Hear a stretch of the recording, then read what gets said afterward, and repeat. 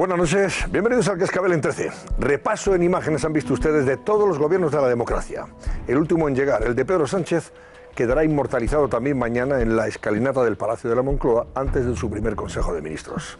Hoy ha tomado posesión y curiosamente si un marciano hubiera aterrizado por estos predios hispanos en las últimas horas, ajeno a lo que aquí se ha cocido políticamente en esta última semana, difícilmente habría acertado viendo los rostros sonrientes de todos los ministros, entrantes y salientes, durante ese traspaso de carteras, quiénes eran los que llegaban y quiénes los que lo han dejado. Ha sido un ambiente versallesco de sonrisas, de fair play y mucha cortesía, que ha ocultado esa inevitable procesión que por dentro seguramente han llevado los ministros del PP cesantes después de esa salida express de sus ministerios. El caso es que del buen rollito de hoy vamos a pasar al reparto de mandobles dialécticos en breve. La tregua del tiempo nuevo inaugurado por este gobierno marketinino de Sánchez va a durar lo que tarden en ir pasando por el Congreso los nuevos ministros. Lo harán la próxima semana, con el fin de desgranar sus intenciones programáticas de los próximos meses. El PP, por cierto, ya ha exigido que Pedro Sánchez también se retrate en el debate sobre el Estado de la Nación, que estaba previsto para este mes de junio, con el fin de que aproveche esa cita y cuente qué programa de gobierno pretende ejecutar con el apoyo de solo 85 diputados. Populares y ciudadanos están insistiendo en pedirle a Sánchez que aclare también los cromos y las hipotecas, dicen ellos, que se ha intercambiado o concedido con sus aliados para hacerse con el gobierno de la nación. Los que desalojaron a Rajoy de la Moncloa y le auparon a la presidencia del gobierno a Sánchez tampoco parece que vayan a ponérselo fácil a tenor de las reacciones, por ejemplo, de Podemos, después de conocer los nombres de los integrantes del nuevo gobierno y de los separatistas y proetarras, que han estado muy activos en estas redes sociales, singularmente contra los ministros de Exteriores, José Borrell, e Interior, Fernando Grande Marrasca. Tanto es así que Pablo Iglesias ha reprochado incluso a Sánchez que la elección de algunos ministros ha sido una forma de intentar congraciarse con el PP y con Ciudadanos, mientras ha ninguneado a Podemos, olvidándose en 24 horas de quienes le han hecho presidente del gobierno. Un olvido que probablemente le van a recordar muchas veces a Sánchez. Todos los que apoyaron su moción durante estos próximos meses, en los que también inevitablemente veremos, ojalá que nos equivoquemos, que lo de dialogar y escuchar como norma política del nuevo gobierno lo suscribe todo el mundo. El problema va a surgir cuando los interlocutores no quieran hablar ni negociar nada que no sea precisamente la imposición de sus objetivos dentro o fuera de la ley, como muy pronto advertirán Pedro Sánchez y su ministra, Meritxell Batet, tras reunirse con los golpistas separatistas. En relación con el nuevo gobierno, les planteamos hoy la pregunta del barómetro. Laura Gómez, buenas noches. ¿Qué tal, Antonio? Pues hoy, como has dicho, los ministros de Sánchez han prometido el cargo ante el rey. Sobre el papel, buenas críticas, pero ahora toca gobernar. Por eso nosotros les preguntamos, ¿les gusta el nuevo gobierno de Sánchez? Pues abrimos desde ya nuestro barómetro. Si les gusta, marquen el 905-855-001. Y si por el contrario no están muy de acuerdo con este nuevo gobierno, marquen el 905-855-002. Estamos activos también en redes sociales. En Twitter recuerden que somos @elcascabel13. Y para seguir comentando el análisis del programa de hoy, utilicen el hashtag #elcascabel07. Muy bien, Laura, y en relación todavía con el nuevo gobierno, más cosas que les contaremos. Vean este avance. Prometo, por mi conciencia y honor, cumplir fielmente las obligaciones del cargo de ministra de Educación, con lealtad al rey y guardar y hacer guardar la Constitución como norma fundamental del Estado, así como mantener secretos de las deliberaciones del Consejo de Ministros y de ministras. Las 11 ministras y 6 ministros de Sánchez prometen el cargo ante el rey. ¿Cuáles han sido los nombramientos más controvertidos? Hay algunos nombramientos inquietantes. El ministro de Interior. Son toda una provocación como el ministro de Asuntos Exteriores. No estaríamos tan contentos, en concreto, por ejemplo, con el titular de Justicia. Y una absoluta frivolidad, es como la política cultural. Analizamos a los ministros más cuestionados del gobierno socialista. Si queréis que me pongo a hacer deporte ya desde hoy. Por supuesto, muchas gracias. Esta noche, en el Cascabel. Bruselas exige a España un recorte de entre 13.000 y 15.000 millones de euros en los próximos 2 años. Sin embargo, el nuevo presidente aumenta con 4 carteras su gabinete ministerial. Además, es un férreo defensor del incremento del gasto social. ¿Cómo compaginará recortes y gasto? En unos minutos, las cuentas de Pedro Sánchez con Carlos Cuesta. Y esta noche también contaremos con un colega de la Asociación de Periodistas Pi Margall, que ha denunciado ha denunciado esa maquinaria propagandística en la que se convierte TV3 en favor del separatismo, en favor del independentismo y de la ruptura con España, asociando símbolos nacionales con la extrema derecha en sus programas. María Ruiz, cuéntanos, buenas noches. Buenas noches, Antonio. Esta noche hablaremos en directo con Sergio Figueroa, periodista catalán y presidente del grupo de periodistas catalanes Pi y Maragall, como adelantabas, que han decidido denunciar a TV3 por haber emitido en un documental unas imágenes en las que se identifican símbolos nacionales, como el himno, por ejemplo, con unas acciones llevadas a cabo por la extrema derecha en la librería Blanquerna de Madrid, la librería catalana, en 2013. Y lo vamos a hacer justo en el día en el que Quim Torra ha decidido inyectar a TV3 20 millones de euros para que no tenga que recortar su programación a partir del próximo otoño. Lo haremos esta noche en el Cascabel, Antonio, con Sergio Figueroa. Cristina López-Listing, buenas noches. Muy buenas noches. Hablemos del gobierno. Bueno, ¿qué te parece? Notición, ya tenemos al gobierno ya formado, ya ha tomado posesión de sus carteras, todos los miembros del mismo. Mañana tendremos la foto de familia en la escalinata de la Moncloa, primer Consejo de Ministros, primeras reacciones. Curiosamente han sido los socios, los que votaron a favor de la moción de censura y permitieron que Sánchez llegara a la Moncloa, probablemente los más duros con el nuevo gobierno o con alguno de los ministros. Han sido más duros que el PP y que Ciudadanos incluso. Bueno, dime, ¿qué? ¿Y a partir de ahora qué? ¿Cómo lo ves? Bueno, es fascinante porque realmente empiezo a creerme esto que dicen de que Iván Redondo es el que ha diseñado el gobierno. Es un gobierno diseñado más por un productor de televisión que por un politólogo, digamos, ¿no? ¿De qué se trata? Pues de celebrities, de caras conocidas, de gente de la televisión, ¿no? Y realmente es impactante esta nueva forma de llegar a las multitudes, porque es muy eficaz, quiero decir, igual que la gente ahora, pues yo qué sé, imita la figura de las Kardashian, pues evidentemente al ver las personas que habitualmente ven la tele en sus gobiernos, pues los vota. Es la nueva forma de política. Es interesante, ¿no?, desde el punto de vista de la evolución. También es un gobierno que pretende, digamos, conquistar a distintos sectores sociales muy localizados sociológicamente. Por ejemplo, nos ha conquistado a las mujeres, 11 mujeres frente a 6 hombres. Tiene también presencia homosexual por parte de Grande Marlaska y por parte de Maxim Huerta, que siempre lo dicen con mucha libertad. Tiene guiños a Valencia, 4 ministros valencianos. Tiene su parte andaluza, incluso de una persona que estaba en el gobierno de Susana Díaz, aunque efectivamente no fuera de la confianza de Susana Díaz, y de otras personas que estaban con Chávez, como Carmen Calvo y sus adláteres. O sea, que es un gobierno que intenta contentar y contenta a todo el mundo, ¿no? Ahora bien, ¿qué es lo que a mí me tiene estupefacta? Bueno, el otro día tuve una muy vigorosa discusión con Vicente, en la que efectivamente le dije que una persona que pactaba la llegada al gobierno con los independentistas separatistas, pues ciertamente no podía ser llamado patriota. Hoy, por el contrario, Pedro sería un gran patriota, porque en el gobierno hay gente tan estupenda como Borrell, ¿no?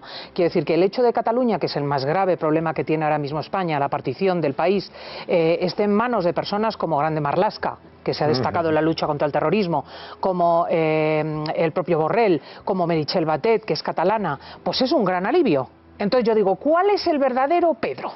¿El que ha pactado con los independentistas o el patriota? Porque claro, es que teníamos razón los dos, Vicente y yo.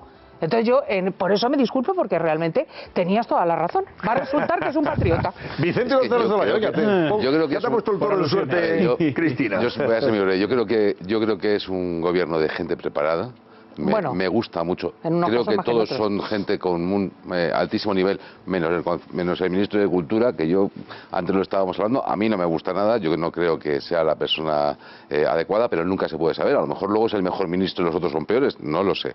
A mí me parece que es un gobierno muy centrado, un gobierno que quiere hacer cosas, y un gobierno que yo creo que es el gobierno que España se merece. Lo que pasa es que luego no sé cómo va a salir, porque volvemos a repetir, día a día es que es imposible gobernar con 86 diputados, ¿no?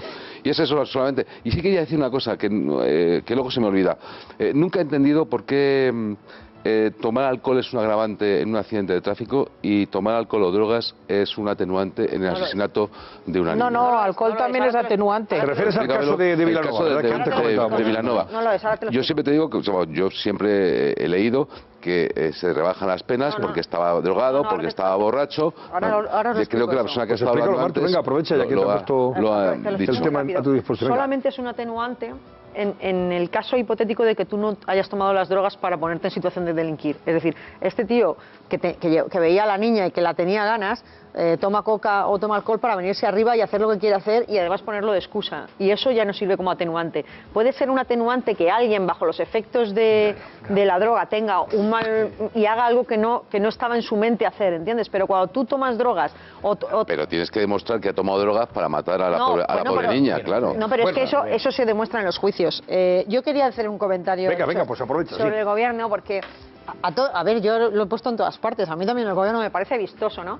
Pero que no es ni original, porque ya en el gobierno de Trudeau en 2015 puso un astronauta, el primer astronauta de Canadá, que fue astronauta en el 84, se llama... O sea, que se ha inspirado en Trudeau, no, o sea, Pedro Sánchez, según que tú. esto es todo marketing, y está todo inventado, ya no hay nada que inventar. Hombre, es muy marketingiano. Es marketingiano. Es todo marketing y está todo inventado. Y es verdad que un astronauta, a todos nos hace mucha ilusión. Yo creo que todos de pequeños hemos querido ser astronauta, y entonces pues el astronauta tiene mucho... Es un científico, es propietario de una empresa de una empresa súper potente en España. No es que sea astronauta como si es bombero. Es decir, lo que llama la atención. No, pero escucha, le han puesto como pusieron a este otro astronauta, porque oye, la gente hemos visto un astronauta y nos hemos emocionado. Hombre, un ministro astronauta. De todos modos, España es un país, os digo una cosa, en esto somos un poco provincianos, ¿vale? Perdona, entonces, pero yo creo que hoy un matiz, esto ya ha pasado, ¿eh? Ya. Porque Trump fue elegido en virtud también de los movimientos en las redes sociales, ya, pero bueno, y el Brexit se ha producido por estos nuevos movimientos mediáticos. ¿Qué quiero decir cuando digo somos un poco provincianos? Que ahora todos nos volvemos locos y decimos, es que este es un gobierno que habla idiomas. Bueno, en cierta edad, claro, la gente joven no, pero en cierta edad hablar idiomas era un lujo, era síntoma de que habías vivido en una familia que tenía posibles. Exacto. Pero no te convierte ni en más listo ni en más culto. A lo mejor eres un auténtico garrulo, pero tus padres te mandaban todos los veranos a Londres porque tenían dinero y oye, a fuerza de pedir de comer, pues si no te morías de hambre aprendías inglés. Pero esto no te hace mejor persona. Pero parece, es verdad, parece que el otro día emocionados porque estaban hablando el presidente del gobierno y el presidente de Ucrania, me parece que no, bueno, no me acuerdo, de Ucrania, y no necesitaban intérprete, y era como la gran cosa. Cuando lo importante es saber dónde está Ucrania, hay otra gente en el mundo, por ejemplo, el presidente de Estados Unidos no se va a molestar en su vida en hablar ningún idioma, y nadie pone en duda su capacidad para dirigir una potencia como es Estados Unidos, pero como habla inglés, que parece que hablar inglés te da un plus de no sé qué, de verdad que somos un poco, en esto estamos un poco acomplejados los españoles, ¿no? Aparte de eso, ¿no? Me parece fenomenal, cuanto más sepas mejor y tal. Es un gobierno que pone, para mi gusto, dos cosas de manifiesto. La primera es que no tiene intención de gobernar. O sea, es un gobierno de campanilla. De marketing. Pero tú siéntate en una mesa de gobierno con esas personas que no tienen nada en común, que no tienen un proyecto, ni siquiera un proyecto ideológico común, no comparten los mismos principios y valores. Efectivamente. Bueno. De manera que va a ser muy difícil ponerlos a todos de acuerdo cuando se sienten allí, cada uno es experto de su cosa. Pero no de un proyecto. Yo no veo un proyecto para España. Es la primera cosa que me da la impresión viendo este gobierno. Y la segunda es que es un gobierno con intención de terminar la legislatura aún a costa de gobernar con los presupuestos del PP este año y el que viene.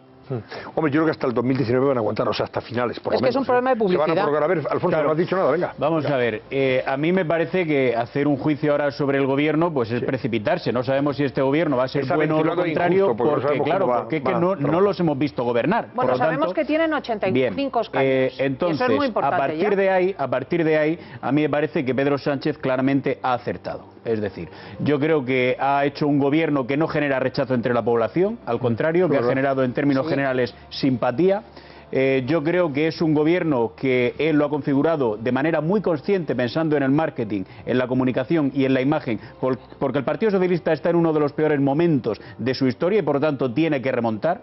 Me parece que con la elección de determinadas piezas clave ha acertado de una manera rotunda, ha desactivado de salida a los proetarras que le apoyaron. Exacto. Y ha desactivado a determinados partidos políticos en Cataluña que tienen a personas que son de esa misma formación que están en la cárcel, les ha desactivado, les ha pillado con el paso cambiado y luego, claro, ha recogido un clamor popular, que es el clamor que dice de un tiempo a esta parte en España, ¿por qué solamente los políticos tienen que hacer política? Bien. Eso ha habido partidos nuevos hace 4 días que han dicho, nosotros venimos con gente que no ha estado nunca en política. Pues claro, el problema de esos partidos nuevos es que esa gente que no había estado nunca en política era gente que estaba en su casa, era gente que no había hecho en muchas ocasiones en su vida ni una declaración de la renta. Aquí lo que estamos viendo es que el señor Pedro Sánchez ha puesto a gente que estaba fuera de la política, como Marlaska, como Delgado, ha puesto una fiscal, ha puesto un juez, ha puesto un astronauta, ha puesto un periodista, pero es gente que en su área tenía un reconocimiento y un prestigio y una excelencia profesional. Eso es indiscutible. Y luego hay otro elemento también interesante.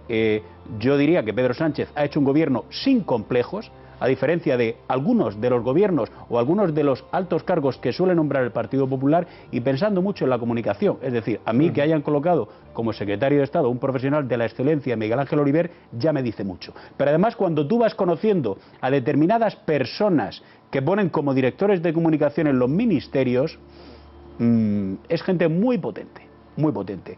Y más bien afinar. O sea, que han cuidado mucho esa área. El área de la comunicación se ha que además hay que cuidarlo, si estamos en la era de la comunicación. Vital, la comunicación. Si es que, mira, a gente muy potente. Torpe entre los que han dejado el gobierno. Este es el tema.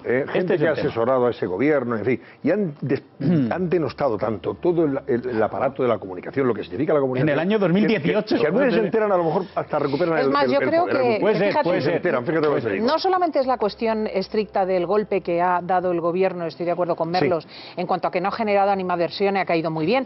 Es que fíjate que es casi una estrategia de ajedrez. ¿Qué dos cosas preocupan ahora mismo a la gente? La economía y Cataluña. Muy bien.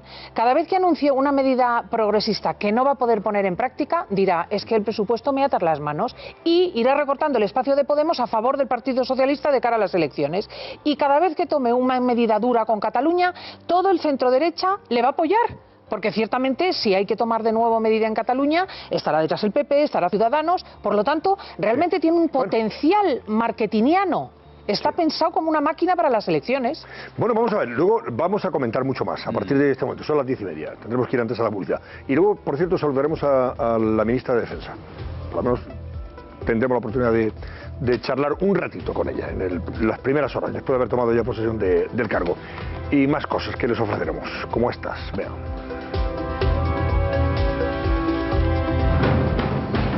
Prometo, por mi conciencia y honor, cumplir fielmente las obligaciones del cargo de ministra de Educación, con lealtad al rey, y guardar y hacer guardar la Constitución como norma fundamental del Estado, así como mantener secretos de las deliberaciones del Consejo de Ministras. Las 11 ministras y 6 ministros de Sánchez prometen el cargo ante el rey. ¿Cuáles han sido los nombramientos más controvertidos? Hay algunos nombramientos inquietantes. El ministro de Interior. Son toda una provocación como el ministro de Asuntos Exteriores. No estaríamos tan contentos, en concreto, por ejemplo, con el titular de Justicia. Y una absoluta frivolidad, es como la política cultural. Analizamos a los ministros más cuestionados del gobierno socialista. Si queréis que me pongo a hacer deporte ya desde hoy. Por supuesto, muchas gracias. Esta noche, en el Cascabel.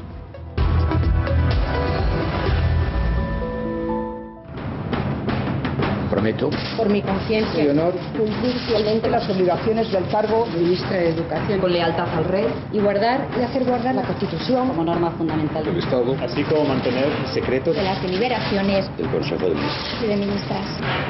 Las 11 ministras y 6 ministros de Sánchez prometen el cargo ante el rey. ¿Cuáles han sido los nombramientos más controvertidos? Hay algunos nombramientos inquietantes. El ministro de Interior. Son toda una provocación como el ministro de Asuntos Exteriores. No estaríamos tan contentos, en concreto, por ejemplo, con el titular de Justicia. Y una absoluta frivolidad, es como la política cultural. Analizamos a los ministros más cuestionados del gobierno socialista. Si queréis que me pongo a hacer deporte ya desde hoy. Por supuesto, muchas gracias. Esta noche, en el Cascabel. Comentaremos efectivamente algunos de los que han sido más cuestionados. También vamos a valorar, lógicamente, las reacciones que ha suscitado la composición del gobierno, especialmente en la oposición. En la oposición, no sé si, bueno, esa oposición cordial que ha permitido, por ejemplo, que Pedro Sánchez sea presidente, en tanto que esa oposición es la que votó su moción de censura. Y han sido los más críticos, o sea, Podemos... Claro, porque les ha traicionado. Bueno, pues Podemos, los separatistas y los bilduetarras. Estos han sido muy críticos con algunos ministros, concretamente. Han sido un poquito más moderados en Ciudadanos y en PP, destacando y comentando críticamente algunos aspectos de este gobierno. y desde luego, bueno, pues habrá que esperar a José Luis Pérez a que empiece su gestión. Hoy de momento lo que hemos visto ha sido, pues es un ambiente muy versallesco, mucha sonrisa, mucho fair play, mucha cortesía, ¿no? Que es lo que en estos casos impone. Y bueno, sin lugar a dudas... Vamos a ver cuánto dura la tregua, ¿no? Esa es otra.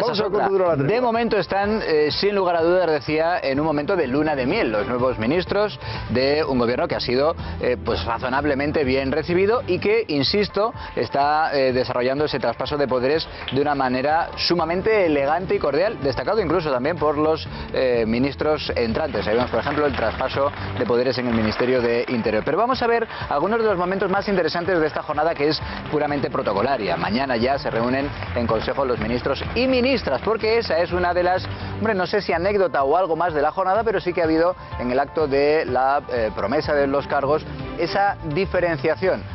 Este invento tiene copyright. El copyright del Consejo de Ministras y Ministros es de Carmen Calvo, que de hecho es la ministra de Igualdad, además de vicepresidenta del Gobierno. Eso explica, por ejemplo, que la primera en prometer su cargo, que ha sido, lógicamente, para poder ejercer de notaria mayor del Reino, la ministra de Justicia, ha empleado la fórmula tradicional. Ha sido después, cuando tomaba posesión la vicepresidenta del Gobierno y ministra de Igualdad, Carmen Calvo, cuando todos seguían esa misma fórmula de Consejo de Ministras y Ministros.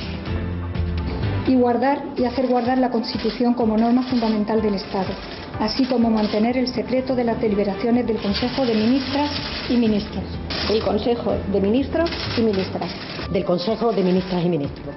Del Consejo de Ministras y Ministros. Del Consejo de Ministras y Ministros. Del Consejo de Ministras y de Ministros. Del Consejo de Ministras y Ministros. El Consejo de Ministras y Ministros.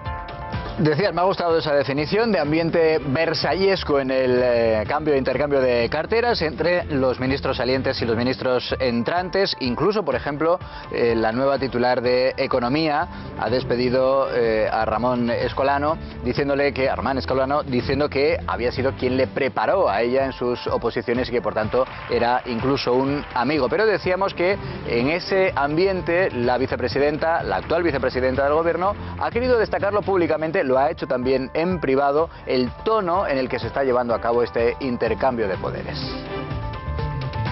Primero dirigido a ti, Soraya Sáez de Santamaría. Hemos trabajado juntas en algunas cuestiones delicadas y quiero que cualquiera a quien llegue mis palabras sepa que tengo en altísima estima personal e intelectual a la vicepresidenta saliente, que ha sido así y así será. Y por eso mi deseo es sincero para todos los parabienes que yo le deseo en todas las cosas que acometa en su vida. Bueno, le ha querido devolver también públicamente el cariño la ex vicepresidenta del Gobierno, Soraya Sáez de Santamaría, a Carmen Calvo, con uno de los momentos anecdóticos y seguramente más simpáticos de las tomas de posesión de esta mañana.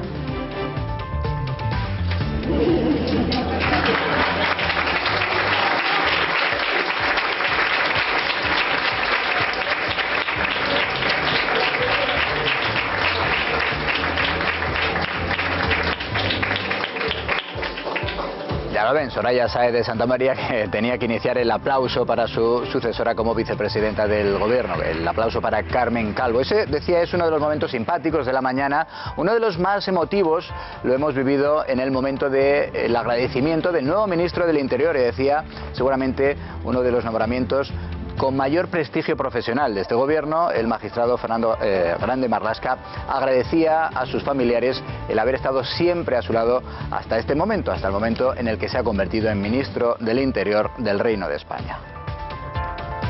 Lo agradezco terriblemente y también evidentemente recuerdo a la familia, a mi marido, a mi madre y sobre todo, ya sabéis dónde estoy, espero, eso sí, estar a la altura de las circunstancias. Casi emocionado también. Y otro de los nombramientos, digamos, mediáticos, para algunos incluso sorprendente, es, aquí lo tienen, el de Pedro Duque, el astronauta que recibía una de las 3 carteras que ha tenido que entregar Román Escolano, y eso que solo ha estado apenas 3 meses al frente de ese ministerio, del Ministerio de Economía. Digo que está ya cada vez más claro que estamos posiblemente ante uno de los ministros con mejor sentido del humor del gabinete de Pedro Sánchez.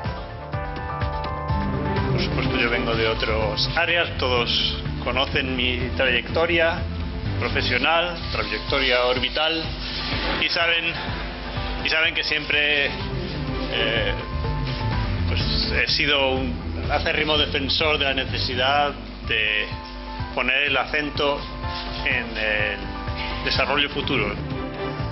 Pero se nota que no es político, ¿eh? En el lenguaje, y cómo lo utiliza y cómo recurre al sentido del humor. Vamos a volver también a los momentos emotivos de las tomas de posesión, de los intercambios de cartera que hemos vivido esta mañana, por ejemplo, con la nueva ministra de Defensa. La nueva ministra de Defensa, Margarita Robles, que en ese momento, tras el intercambio de carteras con María Dolores de Cospedal, tenía un recuerdo muy especial. Un recuerdo para la que fue la primera ministra de Defensa antes que ella. Unas palabras que utilizó la primera mujer ministra de Defensa, Carmen Chacón, que además era amiga personal mía. Carmen Chacón, en este mismo acto, dijo: desde el amor profundo que tenemos por España, vamos a trabajar. Desde mi amor profundo por España, voy a trabajar por esa España unida y diversa a la vez. Margarita Robles, ministra de Defensa, muy buenas noches. ¿Me escucha? No me escucha. Teníamos previsto saludar a Margarita Robles, la ministra de Defensa. Después sí, me escucha. Sí, ahora me escucha. Bueno, pues les escucho perfectamente, sí. Muy bien. Bueno, ministra, ¿qué le comentaba María Dolores de Cospedal? ¿Qué le ha deseado? ¿Qué le ha dicho? Hemos visto ahí cómo han estado charlando un ratito mientras le daba la cartera. Me ha deseado mucha suerte, que cualquier cosa que necesitara ya sabía dónde podía encontrarla. Ha sido un intercambio de puesto, con muchísimo respeto, con mucho afecto personal. Yo tengo que agradecerle a ella pues precisamente esa oferta que me ha hecho de colaboración en lo que fuera necesario, y creo que ha sido un acto pues modélico. Bueno, la última, no sé si la última, pero creo que de las últimas carteras en conocer quién iba a ocuparla ha sido la suya, la de Defensa. Es verdad que hasta ayer mismo, no sé, su nombre estaba ahí, fijo, en el gobierno, sin duda alguna, pero le adjudicaban Interior, otro le adjudicaba Justicia, incluso los dos ministerios unidos, otra vez, Justicia e Interior, y al final, hombre, sale Defensa. ¿Y eso?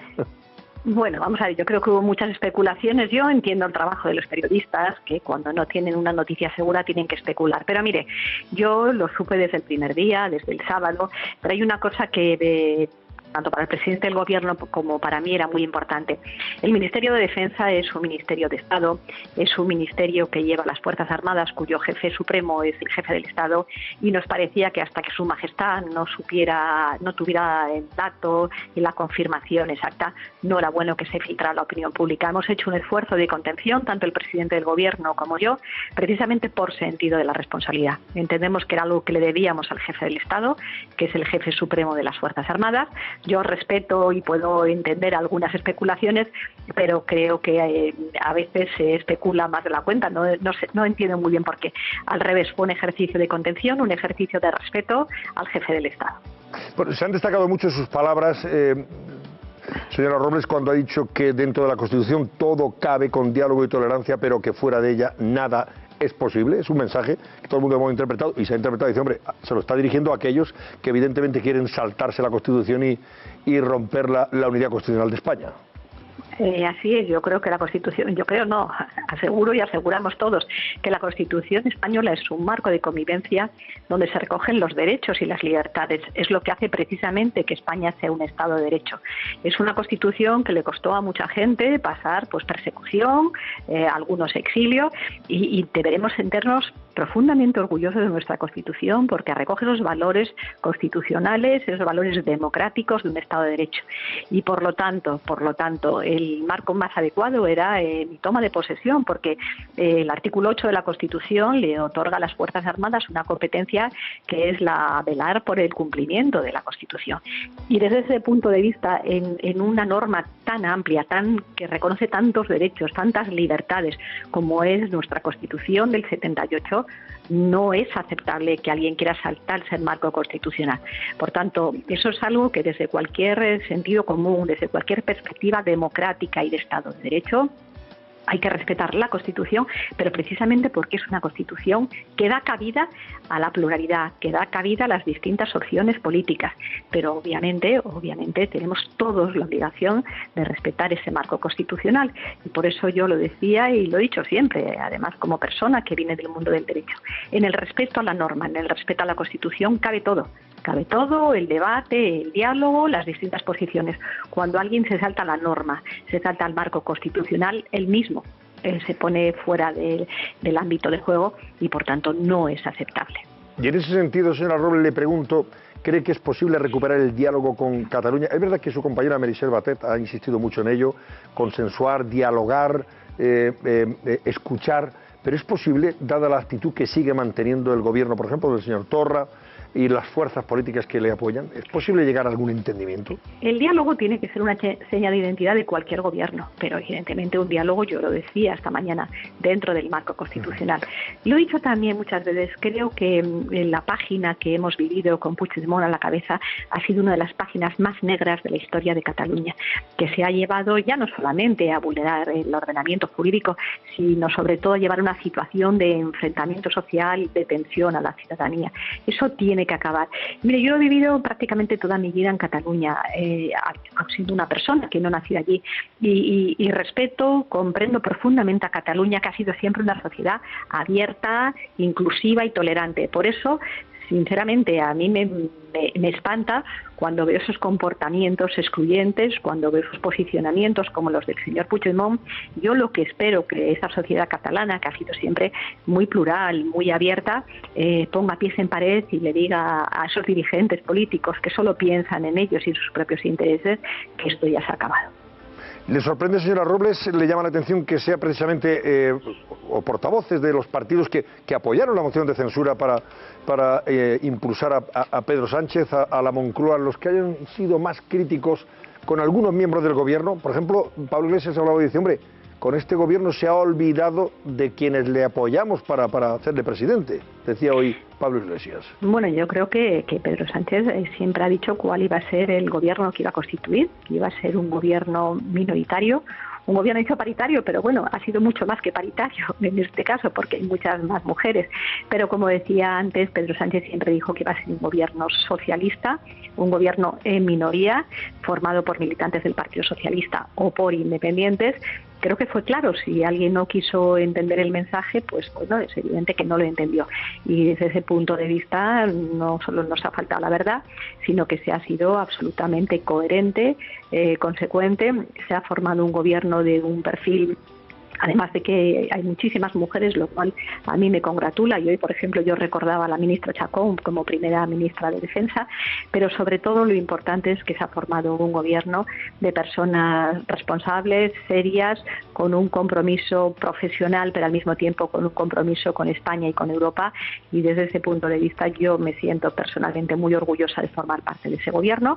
Sabemos que no lo tenemos fácil, pero yo también haría un llamamiento a todas las fuerzas políticas. Este no es el momento de tener una visión puramente partidista o en clave electoral, sino que es el momento de entre todos, de alguna manera, ponernos a trabajar conjuntamente para que los ciudadanos españoles, sobre todo aquellos que lo han pasado peor como consecuencia de la crisis, puedan empezar a remontar. Bueno, una cosa más por mi parte y una pregunta que le quiero hacer luego Cristina López del Listín. Señora Robles, ¿es consciente usted de que se va a convertir en la mujer probablemente más poderosa de España? Ya sabe por qué se lo digo, ¿no? ¿O no? Sí. No, bueno, vamos a ver, yo creo que... Por el CNI, que sí, lo va a llevar usted directamente. Pero el CNI pasa de la vicepresidencia al Ministerio de Defensa. Pero mire, el CNI está compuesto por hombres y mujeres que hacen un trabajo muy serio, muy riguroso. Yo tuve mucho contacto con el CNI desde Algeciras, cuando yo fui secretaria de Estado de Interior. Todos ellos me dicen mi respeto, mi aprecio. Y aquí no se trata de un tema de poder o no. Se trata de que si hay alguien que sirve a España, dentro de España y con la proyección internacional, es el CNI. No nos podemos olvidar que vivimos en un mundo globalizado con unas amenazas globales de terrorismo yihadista, de ciberataques, de fake news, y por eso es necesario que nuestro CNI sea fuerte, que tenga medios y confiar, como yo confío plenamente, en la profesionalidad de sus hombres y mujeres. Cristina, venga, la última pregunta. Ministra, muy buenas noches. Parece que Muy últimamente noches, nos toca saludarnos constantemente. Sí, Doña Margarita bueno, ya eso estuvo eso es bueno. el sábado en el programa de COPE anunciando que no iba a haber ministros de Podemos en el gobierno. A mí el gobierno me parece que es un gobierno muy efectista, es un gobierno con personas centradas, es un gobierno que en muchos aspectos tiene personas que generan una adhesión inmediata. El señor Borrell fue quizá la intervención en las grandes manifestaciones constitucionalistas en Cataluña que más pudo conmover a todos nosotros, ¿no?, al sacar aquella bandera de Europa, la bandera española. Pero lo que no entiendo es cómo pudieron llegar a un acuerdo con los independentistas. Quiero decir, ¿qué Pedro Sánchez es? Porque claro, hemos tenido aquí una discusión. ¿Es el Pedro Sánchez que pacta con Torra y que pacta con el PNV y que pacta con Podemos el cambio de gobierno? ¿O de repente es un Pedro Sánchez que se enfrenta a todos estos? Como ha hecho ambas cosas, me desconcierta. Bueno, yo el otro día ya discutíamos usted y yo. Vamos a ver, yo creo que la posición de Pedro Sánchez en esta materia ha sido clarísima. Si alguien ha apoyado al gobierno del señor Rajoy en la aplicación del 155 fue Pedro Sánchez. Recuerden cuando Mariano Rajoy le echaba en cara a Albert Rivera que el aliado leal en esa política de Estado era Pedro Sánchez. Y bueno, pues ese es el verdadero Pedro Sánchez. ¿Pero qué le contaron a Torra para que les votase?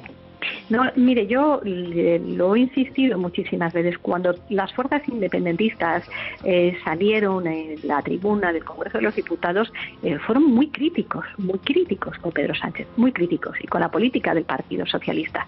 Pero dijeron clarísimamente algo, es que a quien estaban votando no era Mariano Rajoy. Por tanto, no fue un sí a Pedro Sánchez, aunque se tradujera en un sí, sino un no a Mariano Rajoy.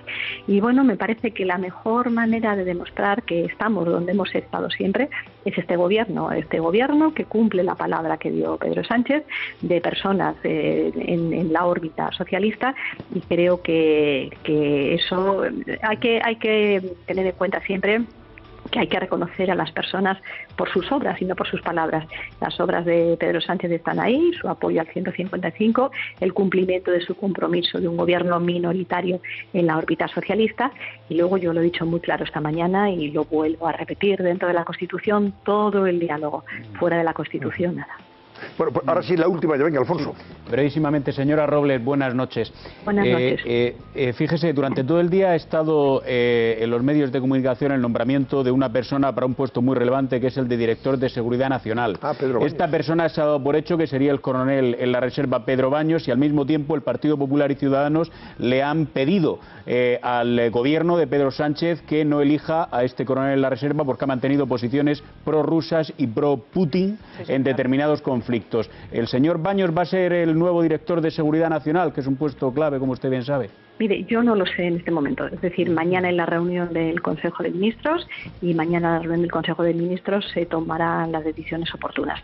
Yo esta mañana he estado muy ocupada, como se pueden imaginar, y por la tarde en el ámbito de mi Ministerio de Defensa, y si ahora hiciera alguna valoración al respecto sería una valoración carente de fundamento porque no estoy informada en esa materia. Bueno, pues Margarita Robles, ministra de Defensa, le doy la enhorabuena y le deseo toda la suerte del mundo también, porque estamos convencidos de que en la buena gestión que pueda hacer usted y el resto de sus colegas en el gobierno va a redundar en el beneficio de todos nosotros. Nos jugamos mucho porque la idea es trabajar por España y no en clave partidista. Pues mucha suerte en su gestión. Gracias, Margarita. Gracias. Adiós. Bueno, pues esto de Pedro Baños es verdad que lo hemos leído, pero la gente no lo ha entendido. Bueno, estuvo hace un poquito aquí Pedro Baños, el coronel de la reserva. Bueno, él es un especialista, el divulgador en estrategia. Es un especialista en estrategia, en terrorismo yihadista. Vamos a ver, lo que ha ocurrido, por resumirlo de una manera muy clara, es que el diario El País, con presuntamente buenas fuentes, lo ha dado prácticamente por hecho el nombramiento. Al mismo tiempo ha surgido una ola de críticas, precisamente recordando la posición que había tenido el coronel de la reserva Baños sobre una serie de cuestiones que están en el candelero, que son muy importantes: la crisis de Ucrania, la crisis de Siria, etcétera. Y acto seguido, lo que se ha filtrado es que probablemente ha podido ser más un ofrecimiento del señor Baños que un nombramiento que ya había sido producido por el señor Pedro Sánchez, y ha quedado en stand-by. El tema se ha calentado tanto que a medida que ha avanzado la tarde tarde, pues hay portavoces. ¿Y cuál es la objeción que se le pone a Pedro? Bueno, la objeción que se le pone es que ha defendido posiciones que no van en la sintonía de las posiciones comunes defendidas por la Unión Europea y por lo tanto por España, sino por Vladimir Putin, que ha jugado en muchas crisis internacionales como caballo de Troya dentro de la Unión Europea. El caso es que por terminar, voces señaladas, como por ejemplo la de Esteban González Pons, le han pedido desde el Partido Popular y desde Ciudadanos al señor Sánchez que por favor no puede llevar a cabo este nombramiento por esta circunstancia. Es que recordemos que hemos tenido robots rusos en la crisis de Cataluña. Y eso lo ha dirigido Vladimir Putin, cuyo principal objetivo es el debilitamiento de Europa y que tiene en ese sentido una confrontación gravísima con Berlín, ¿no? Y con París, pero es un asunto delicado. Oye, Antonio, déjame decir una cosa. Sí. No tiene ningún complejo este gobierno, ¿eh? Han dicho 57 veces la palabra España. O sea, ni una sola vez ha dicho este Pero en el debate, a mí me gustaría hacer una precisión. Así como es cierto que el señor Torra no dijo nada bueno del señor Sánchez, el señor Sánchez no dijo nada del 1 de octubre, nada en contra de la independencia de Cataluña, y dijo que era una nación dentro de otra nación. Bueno, pero es que ese día había que votar, pero ya se ha pasado. Entonces yo esto, ¿me entienden? O sea, yo no me creo todavía nada hasta que no lo vea. Ahora sí que sé que son 2 años de propaganda. Déjame que salude a José Pedro Marfil. José Pedro Marfil es experto en comunicación política. A ver qué opinión tiene él sobre digamos la parte visible, lógicamente, del gobierno, porque de gestión tendremos que hablar cuando empiece a gestionar, lógicamente, desde el punto de vista marketingiano, propagandístico, si me permite, en fin. ¿Qué se ha conseguido para que, verdad, que la primera impresión haya sido bastante positiva en favor de casi todos los miembros del gabinete? José Pedro, buenas noches. Buenas noches, Antonio. Bueno, ¿cómo define usted el gobierno de Pedro Sánchez? Bueno, es un gobierno que va a estar muy marcado por la gestión de la expectativa, ¿no? Al ser el primer gobierno que sale de una moción de censura, el primer gobierno que va a gobernar con estas cuotas en el Parlamento, etcétera, etcétera, etcétera, está como predestinado a ser un gobierno que lo tenga todo muy difícil, que se vaya a someter a muchos bloqueos parlamentarios, etcétera, etcétera. Con lo cual va a ser un gobierno que tiene una expectativa muy baja en cuanto a posibilidades de gestión. Y que va a tener que lidiar con eso, es decir, a poco que haga medianamente bien o a poco que genere una sensación de solvencia, la percepción del gobierno probablemente vaya mejorando, y de hecho un ejemplo muy claro lo hemos tenido estos días con los nombres que han salido para formar ese ejecutivo, ¿no? No se tenía una expectativa muy clara de que podía formar Pedro Sánchez, también muy comprometido por las fechas, por la rapidez de la moción, etcétera, y sin embargo han ido saliendo nombres que han ido agradando a ambos lados del hemiciclo. Claro, en ese sentido le pregunto, ¿se puede decir que es un gobierno mediáticamente atractivo, desde el punto de vista mediático, de los medios? Va a ser muy interesante porque si bien es cierto que está formado por caras que pueden resultar muy atractivas para los medios, Yolanda Marlaska, Pedro Duque, Carmen Calvo, Margarita Robles, etcétera, etcétera, vamos a ver porque hay una serie de personas que independientemente de lo mediático que sean van a tener que enfrentarse a la gestión política. Es decir, esta mañana y hemos estado hablando en el programa de cómo el perfil que mantenía Pedro Duque durante la presentación de esta mañana. Bueno, vamos a ver cómo reaccionan estas personas en la tribuna del Parlamento, vamos a ver cómo se desenvuelven en una negociación, vamos a ver cómo se desarrolla ese día a día después de esa presentación en comunidad que se está haciendo durante esta semana. ¿Usa técnicas marketingianas desde el punto de vista político la elección de este gobierno? ¿Se ha utilizado esa técnica? O sea, ¿se puede decir que es un gobierno marketingiano desde el punto de vista político? No lo creo, no lo creo porque hay que tener en cuenta que esto es una carrera de fondo. O sea, el hecho de dar un golpe de efecto no te va a dar mucha rentabilidad política más allá de una burbuja de imagen positiva si es que eso llega.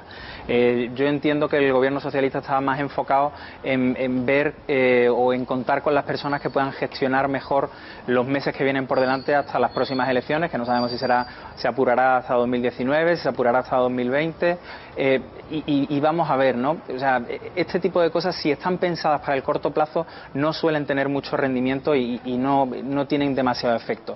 Yo creo que más bien va pensando en gente que es solvente para sus cargos, como por ejemplo la ministra de Economía, la ministra de Educación, es gente que tiene mucha experiencia, gente que se ha demostrado muy solvente en sus cargos y que pueden desempeñar su función sin demasiado problema. ¿Sería un gobierno para afrontar con ciertas garantías las próximas elecciones generales, que podrían celebrarse a finales del próximo año y que tendría posibilidades, claro, tendría mucha más posibilidad, evidentemente, el Partido Socialista, una vez presentado este gobierno, que como estaba en la anterior etapa, antes de llegar Pedro Sánchez a la Moncloa, ¿no? Sin duda, Antonio, hay que tener en cuenta que el cambio que supone comunicativamente el estar comunicando desde la oposición a estar comunicando y tener todo el protagonismo de la comunicación desde el gobierno cambia radicalmente el panorama comunicativo. Además, a esto hay que añadir lo siguiente: tenemos a un Partido Popular que ahora va a comenzar una travesía en el desierto que no sabemos cuánto va a durar. Tenemos a un partido, Ciudadanos, que ha dinamitado sus pilares narrativos de regeneración, de cambio político en España, etcétera, etcétera. Y tenemos a un Podemos que está viendo cómo es capaz de adaptarse a una situación en la que ya no tiene la batuta mediática de protagonismo, sino que esa batuta la lleva el gobierno. Ahora vamos a ver qué papel se desarrolla en Podemos. ¿Podemos qué va a hacer ahora? ¿Va a ser el bastón de gobierno del Partido Socialista? ¿Va a estar azotando constantemente al partido de Pedro Sánchez? ¿Cómo se va a desenvolver? Entonces, independientemente de las políticas, comunicativamente el panorama que se abre tras el nombramiento, tras la llegada al poder de Pedro Sánchez, es un panorama político comunicacional, completamente diferente. Claro. Pues en ese sentido, una última cosa, José Pedro, no sé si estará usted de acuerdo, sí, pero evidentemente los emergentes aquí van a ser los protagonistas del bipartidismo. Uno porque está ya en el gobierno, que es el PSOE, y el otro que desde la oposición también puede seguir subiendo frente a Ciudadanos de manera notable, ¿o no? ¿Está usted de acuerdo que de nuevo el bipartidismo coge fuerza? Totalmente. Totalmente, o sea, estas dos últimas semanas han demostrado claramente que el bipartidismo, comunicativamente hablando, ha vuelto. Ahora mismo los protagonismos mediáticos están enfocados hacia el Partido Socialista, que es el partido que está ahora mismo en el gobierno, y hacia el Partido Popular. El Partido Socialista porque está gestionando sus primeros días en la Moncloa, y el Partido Popular porque va a tener que empezar a adaptarse a esa nueva situación de cambio, de regeneración, más si cabe, además con la salida de Mariano Rajoy, de la Moncloa, de la presidencia del partido, etcétera, etcétera. Todos los ojos están puestos ahí. Tanto Ciudadanos como Podemos tienen sus posturas definidas, sus líderes definidos, etcétera, etcétera, y ahora se han visto obligados quizá a tener que dar un paso atrás mediáticamente. Vamos a ver, porque son partidos que gestionan esto bastante bien, y vamos a ver cómo intentan abrirse paso en esa agenda mediática para recuperar ese protagonismo de nuevo. Sí, señor. Bueno, pues vamos a dejarlo ahí. José Pedro Marfil, experto en comunicación política. Muchísimas gracias y buenas noches, José Pedro. Un placer. Gracias a vosotros, buenas noches. Gracias. Adiós, hasta luego. Bueno, vamos a hacer una pausa y enseguida recuperamos. Yo creo que hay muchas cosas más que comentar, ¿no? Sí, y decir muchos sobre claros particular. oscuros, ¿eh? Hay claros y oscuros. Sí. Dices, no son grandes expertos, hombre, depende de en qué. Bueno, pues ahora hablamos también de más cosas que nos dejan ahí y preguntas, cuestiones, dudas, interrogantes en relación con el gobierno. Estamos de vuelta en 3 minutos. Hasta ahora mismo. Prometo, por mi conciencia y honor, cumplir fielmente las obligaciones del cargo de ministra de Educación con lealtad al rey y guardar y hacer guardar la Constitución como norma fundamental del Estado, así como mantener el secreto de las deliberaciones del Consejo de Ministras. Las 11 ministras y 6 ministros de Sánchez prometen el cargo ante el rey. ¿Cuáles han sido los nombramientos más controvertidos? Hay algunos nombramientos inquietantes. El ministro de Interior. Son toda una provocación como el ministro de Asuntos Exteriores. No estaríamos tan contentos, en concreto, por ejemplo, con el titular de Justicia. Y una absoluta frivolidad, es como la política cultural. Analizamos a los ministros más cuestionados del gobierno socialista. Si queréis que me pongo a hacer deporte ya desde hoy. Por supuesto, muchas gracias. Esta noche, en El Cascabel. Bueno, pues en general, José Luis Pérez, los más cuestionados han sido, por parte, ojo, de los que apoyaron a Pedro Sánchez y apoyaron su moción de censura, han sido el ministro de Interior, Grande Marlaska, que es un juez de la Audiencia Nacional impecable, ha sido Borrell, con la parte que le toca a los separatistas, en el caso de Grande Marlaska, los bilduetarras, están muy fastidiados porque fue un azote desde el punto de vista jurídico y judicial del terrorismo de ETA y de sus aliados políticos.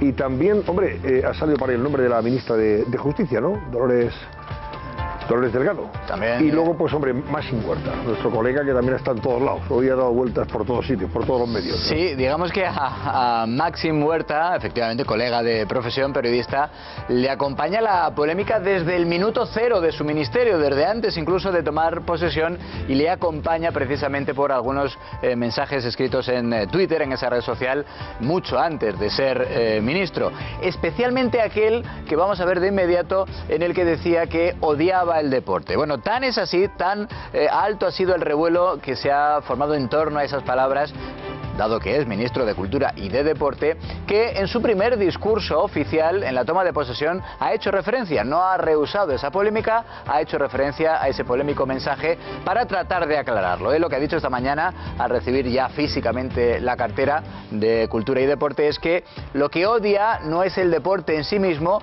sino practicarlo. No me gusta el deporte practicarlo, el deporte sí.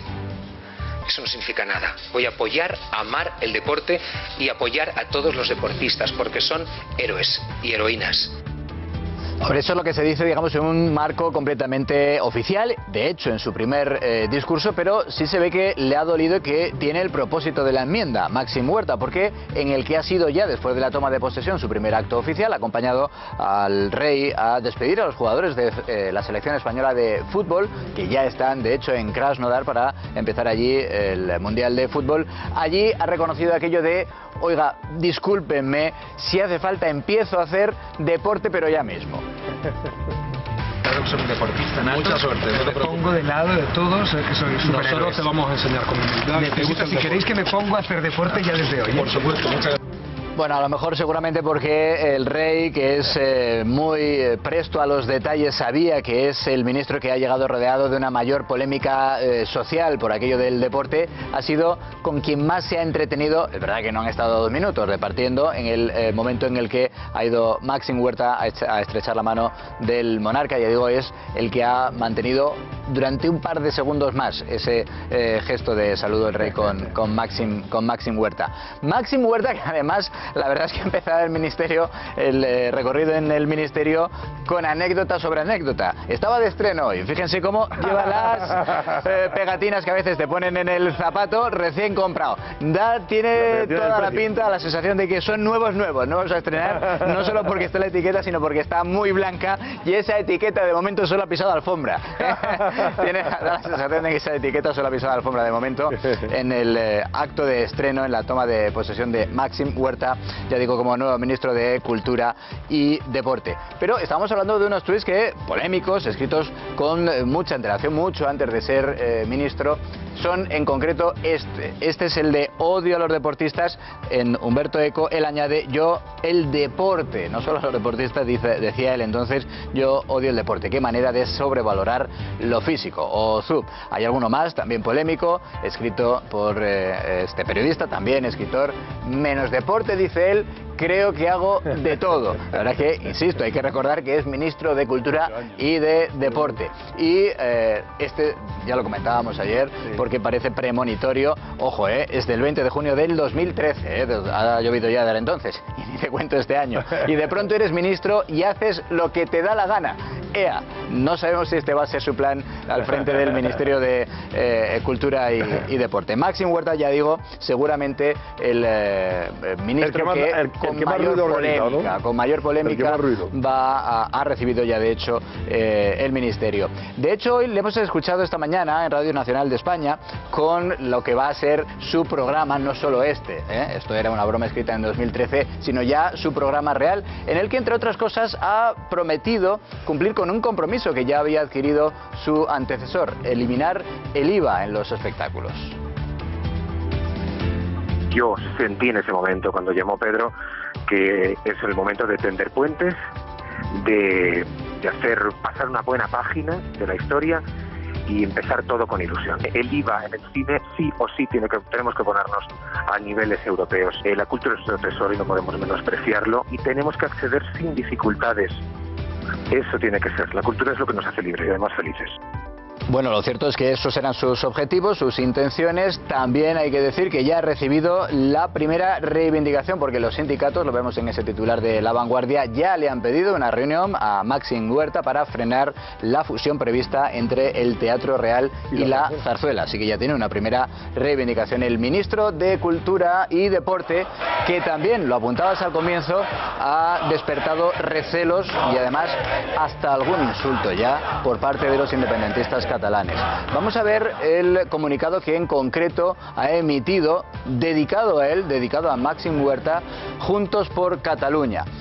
Un comunicado muy duro, insisto, en el que ya se demuestra que se ha convertido en un objetivo de los independentistas. En ese comunicado dice, hablan ellos, tweets, Juntos por Cataluña considera que una persona que publica opiniones y mensajes de contenido clasista no debería ser, tweets insultantes, denigrantes, xenófobos y sexistas, algunos de los cuales en contra del independentismo, en los que manifestó abiertamente su odio hacia el proceso soberanista. Insisto, esto es un comunicado oficial de Juntos por Cataluña que recibe así. Esto tiene la piel muy fina de todas formas, ¿eh? Sí, con las cosas que hay de con las cosas que dicen ellos. No. Esto en cuanto les dice algo, dice, este odia a Cataluña. Lo vais a constatar de inmediato cuando veáis los tuits que han despertado esta furibunda reacción de Juntos por Cataluña. Bueno, es verdad que este está bastante salido de tono, me cago en el puto independentista. Ese no habla de Cataluña. De 2010. Pero es que ese no habla de Cataluña, es que un incidente en Eurovisión que salió uno con una bandera que quería la independencia, no me acuerdo en ese momento si era incluso de Ucrania, creo recordar, ¿os acordáis? Sí, pues ese tuit es de eso, no es de, ni siquiera habla del proceso de independencia de Cataluña. Claro. Por eso digo que efectivamente lo que se constata es que el comunicado de Juntos por Cataluña es realmente furibundo, sobre todo si tiene en cuenta que se refieren a estos. Las tertulias del proceso ya son de chascarrillo, del miedo a la risa. Que verdad, parece insultante, una opinión. Y hay un tercero. De acuerdo. Y los independentistas ya han conseguido las suficientes fotos. Tampoco parece insultante, ni parece... Bueno, pero se puede estar o no de acuerdo, pero desde luego ni es insultante, ni es denigrante, ni ataca... absolutamente. ¿Dónde pone que es sexista, por ejemplo, que es xenófobo? Pero eso... Por favor, después de las cosas que ha dicho Pero además yo he trabajado muchísimos años con Maxim, porque Maxim ha hecho la mayor parte de su carrera, 11 años con Ana Rosa Quintana, y hemos coincidido muchísimos años en esa tertulia. Y Maxim, al que tengo por amigo, no es sexista en absoluto. Además ha padecido personalmente como homosexual todas estas cuestiones, muy particularmente. No es sexista en absoluto, ni es despectivo con nadie, y es además un señor en ese sentido. O sea que en esto son injustos. Bueno, son injustos por escrito y de palabra, porque el portavoz de Juntos por Cataluña, el señor Campuzano, insiste ya en decir que Maxim Huerta es, digamos, el tono frívolo, según él, del gobierno de Pedro Sánchez. Y otros personajes que nos parecen de una absoluta frivolidad, que asuman responsabilidades tan importantes como la política cultural del gobierno de España. Bueno, también es objetivo, lo viene siendo ya desde el momento en el que se conoció su nombramiento como ministro de Exteriores, digo, es objetivo de los dardos de los independentistas. Josep Borrell, que hoy ha alertado de hecho de que ese precisamente es uno de los principales riesgos en lo que queda de legislatura, uno de los principales riesgos para nuestro país.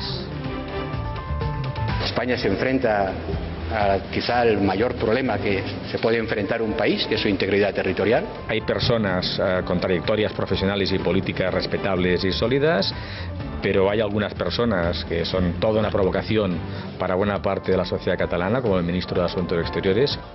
Polémicas de otro tipo. José Luis, porque esto merece una coda. Puigdemont no tiene estudios superiores.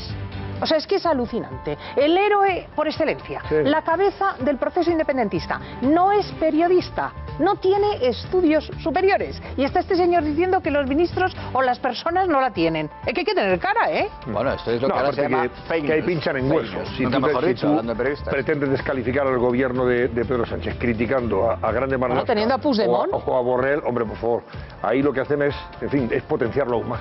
Y decir, bueno, pero nos quedan algunos miembros del gobierno de Pedro Sánchez que también están rodeados en algún aspecto de cierta polémica, como la nueva titular de Justicia, Dolores Delgado, una fiscal progresista muy próxima a Baltasar Garzón. Ya decíamos que, entre otras cosas, aparece en aquella cacería comenzada un día antes del entonces Bermejo, ministro de Justicia, el juez Baltasar Garzón, un día antes de que comenzara el caso Gürtel. También la nueva titular de Sanidad, Carmen Montón. Es el azote, dice La Vanguardia, de la sanidad privada. Está absolutamente en contra de cualquier tipo de colaboración público-privada en la sanidad. Como consejera en la Comunidad Valenciana, en la Generalitat Valenciana, esa ha sido su seña de identidad. Ella insiste en que lo que hace es creer en la sanidad pública y universal. Creo en una sanidad pública y en unos servicios sociales con carácter universal, de calidad y regidos por los parámetros de la equidad como instrumento de cohesión social y de derechos de la ciudadanía, la universalidad en una asistencia sanitaria y la eliminación de la discriminación económica en el acceso a los tratamientos farmacológicos y ortoprotésicos son básicos para garantizar el derecho a la salud de las personas. Bueno, antes de que opinéis y cerremos este capítulo, ¿reacciones de la oposición en general? Bueno, la oposición, de todos los partidos del arco parlamentario, sobre una vez que ya se ha conocido todo el gobierno, que ha tomado posesión, etcétera, etcétera. Vean. Pues la primera vez que un presidente de gobierno informa antes o hace filtraciones a los medios de comunicación sobre la composición de su gobierno antes de ir a ver a Su Majestad el Rey. Yo ya sé que no es un gobierno pensado para gobernar, es un gobierno pensado para el marketing, para las próximas elecciones. ¿Cuáles son sus planes para Cataluña? Creemos que estas son las cuestiones de fondo, más allá de del Consejo de Ministros, de los nombres propios, a quienes personalmente felicitamos, por supuesto, y les deseamos lo mejor. Es un gobierno pensado para que guste más al Partido Popular y a Ciudadanos, que para tener una buena relación con aquellas formaciones que hemos posibilitado echar al Partido Popular y que como consecuencia Pedro Sánchez sea presidente, pero creemos, a pesar de esa valoración inicial, que es el momento de dejar que este gabinete empiece su trabajo para poder, cuando empiece a trabajar, valorar lo que hace. Merlos, ¿qué decías? Bueno, hombre, a mí me parece que en el tono general de las reacciones de Partido Popular, de Ciudadanos y de Podemos se percibe claramente, sí, pero además que Pedro Sánchez les ha descolocado, es decir, por distintas razones esperaban otra cosa. Aquellos que han apoyado la moción de censura para situar de presidente a Sánchez esperaban algún guiño y ese guiño de momento no ha aparecido en forma de nombramientos, no sé si estará en forma de política y luego, claro, cuando había una línea argumental de Ciudadanos y del Partido Popular sobre la creación de un gobierno populista, radical, que iba a generar de golpe y porrazo una enorme inestabilidad, pues esa línea argumental con los nombramientos de momento también ha sido desactivada. De manera que, hombre, lo que dice el señor Hernando es verdad, es un gobierno para gobernar un poco, pero sobre todo para hacer marketing. Claro, pero es que este gobierno está a 11 meses de unas elecciones autonómicas, locales y europeas, y a mí no me cabe la menor duda de que el señor Sánchez, al margen de hacer un gobierno para no cometer muchos errores, ha hecho un gobierno pensando primero en quedarse un largo tiempo y segundo en que pueda llegar con una expectativa buena, no sé si de victoria, pero con una expectativa buena y de crecimiento a todas esas citas electorales. Evidentemente Podemos sabe que tiene una parte del electorado clara que empezar a perder, pero ya, mañana mismo, y que probablemente ya ha perdido con esos nombramientos. Yo creo que es un giro al centro clarísimo por parte de Pedro Sánchez, con un objetivo también muy claro, que es acabar con Ciudadanos. Este es un gobierno que podría ser votado por votantes, digamos, de Ciudadanos. Se ha alejado totalmente de Podemos, que antes estábamos hablando con Martu que se habían dicho muchas veces, no puede sacar votos de la extrema izquierda, tienes que irte al centro, porque España es un país prácticamente dividido al 50%, donde hay un 5, un 10% que decide si se va hacia un lado o se va hacia el otro, en la derecha o la izquierda. Y Pedro Sánchez lo ha tenido muy claro, se ha ido al centro, va a intentar arrasar el caladero de votos de Ciudadanos, que tienen que estar muy preocupados, porque muchos de estos ministros tienen el perfil exacto de un gobierno de Rivera. Hay gente que es completamente independiente, o sea, y que podría estar incluso en un gobierno del PP, es un gobierno sin ningún complejo, ninguno, absolutamente ninguno. Cada uno está diciendo cosas que se supone que si eres de izquierda no debes resaltar mucho. O sea, la ministra, lo vuelvo a decir, de Defensa, ha dicho 27 veces España sin ningún tipo de complejo. Y eso creo que es una jugada por parte de Pedro Sánchez maestra. Pero si en realidad lo que está haciendo Pedro ahora es lo que se le dijo desde la vieja guardia, a los malvados varones, la malvada traicionó gestora, a todos. y todos los malvados que le dijimos, yéndote hacia Podemos y Podemizándote, estás perdido, vas al barranco, como no vuelvas al centro izquierda, a la socialdemocracia, a lo nuestro de toda la vida, no gobernarás nunca. Bueno, pues bienvenido a la cordura, pero vamos. Yo de todos modos lo que me gustaría contaros por reír un poco, ¿no? Porque este gobierno que gusta tanto a la opinión pública ha levantado muchas ampollas dentro del Partido Socialista Español. ¿Por qué? Pues mira, porque los traicionó a todos con los lemas que ahora vende. Por ejemplo, está ahí Luis Planas, cuando ese puesto lo quería Gómez de Félix, que ha sido quien le ha apoyado y se ha peleado con Susana, y ahora le ha ofrecido a Gómez de Félix ser delegado del gobierno y no quiere ni muerto, porque eso no es lo que él esperaba, por ejemplo, ¿no? Este gobierno tiene a Montero y a Montón de Andalucía y de Valencia, que van a ser probablemente las que se enfrenten a Susana Díaz y a Chimo Puig en unas primarias internas para las próximas elecciones, con lo cual eso ha puesto muy nervioso. Y luego el tema de Iván Redondo, que tiene a Extremadura colgada de la lámpara, porque es que Iván Redondo era el asesor de Monago en Andalucía y fue muy... de Monago en Extremadura, y fue muy beligerante con el PSOE de Extremadura, y están bastante enfadados. Ya, pero Iván es un profesional. Pero es un técnico, consultor político. Pero no te digo, yo te cuento lo que pasa dentro del PSOE. O sea, que él es un profesional que ahora ha trabajado con Monago, trabajó para García Albiol, que lo hizo alcalde, y ahora ha trabajado para el Partido Socialista. Que no critico a Iván Redondo, con el que yo coincido mucho aquí, me cae fenomenal. Te cuento lo que pasa cuando haces ciertas cosas dentro de tu partido. Y además, lo último que me ha encontrado, que me ha quedado un poco patidifusa, es que ha despedido a José Enrique Serrano, que lo ha mandado de vuelta a la FEM, y a Maricha Ruiz Mateos, los dos que más le han apoyado en comunicación en el Partido Socialista y que más han estado con ellos, y parece ser que eso es decisión de Iván Redondo, con lo cual hay muchísimo run, ¿sabes?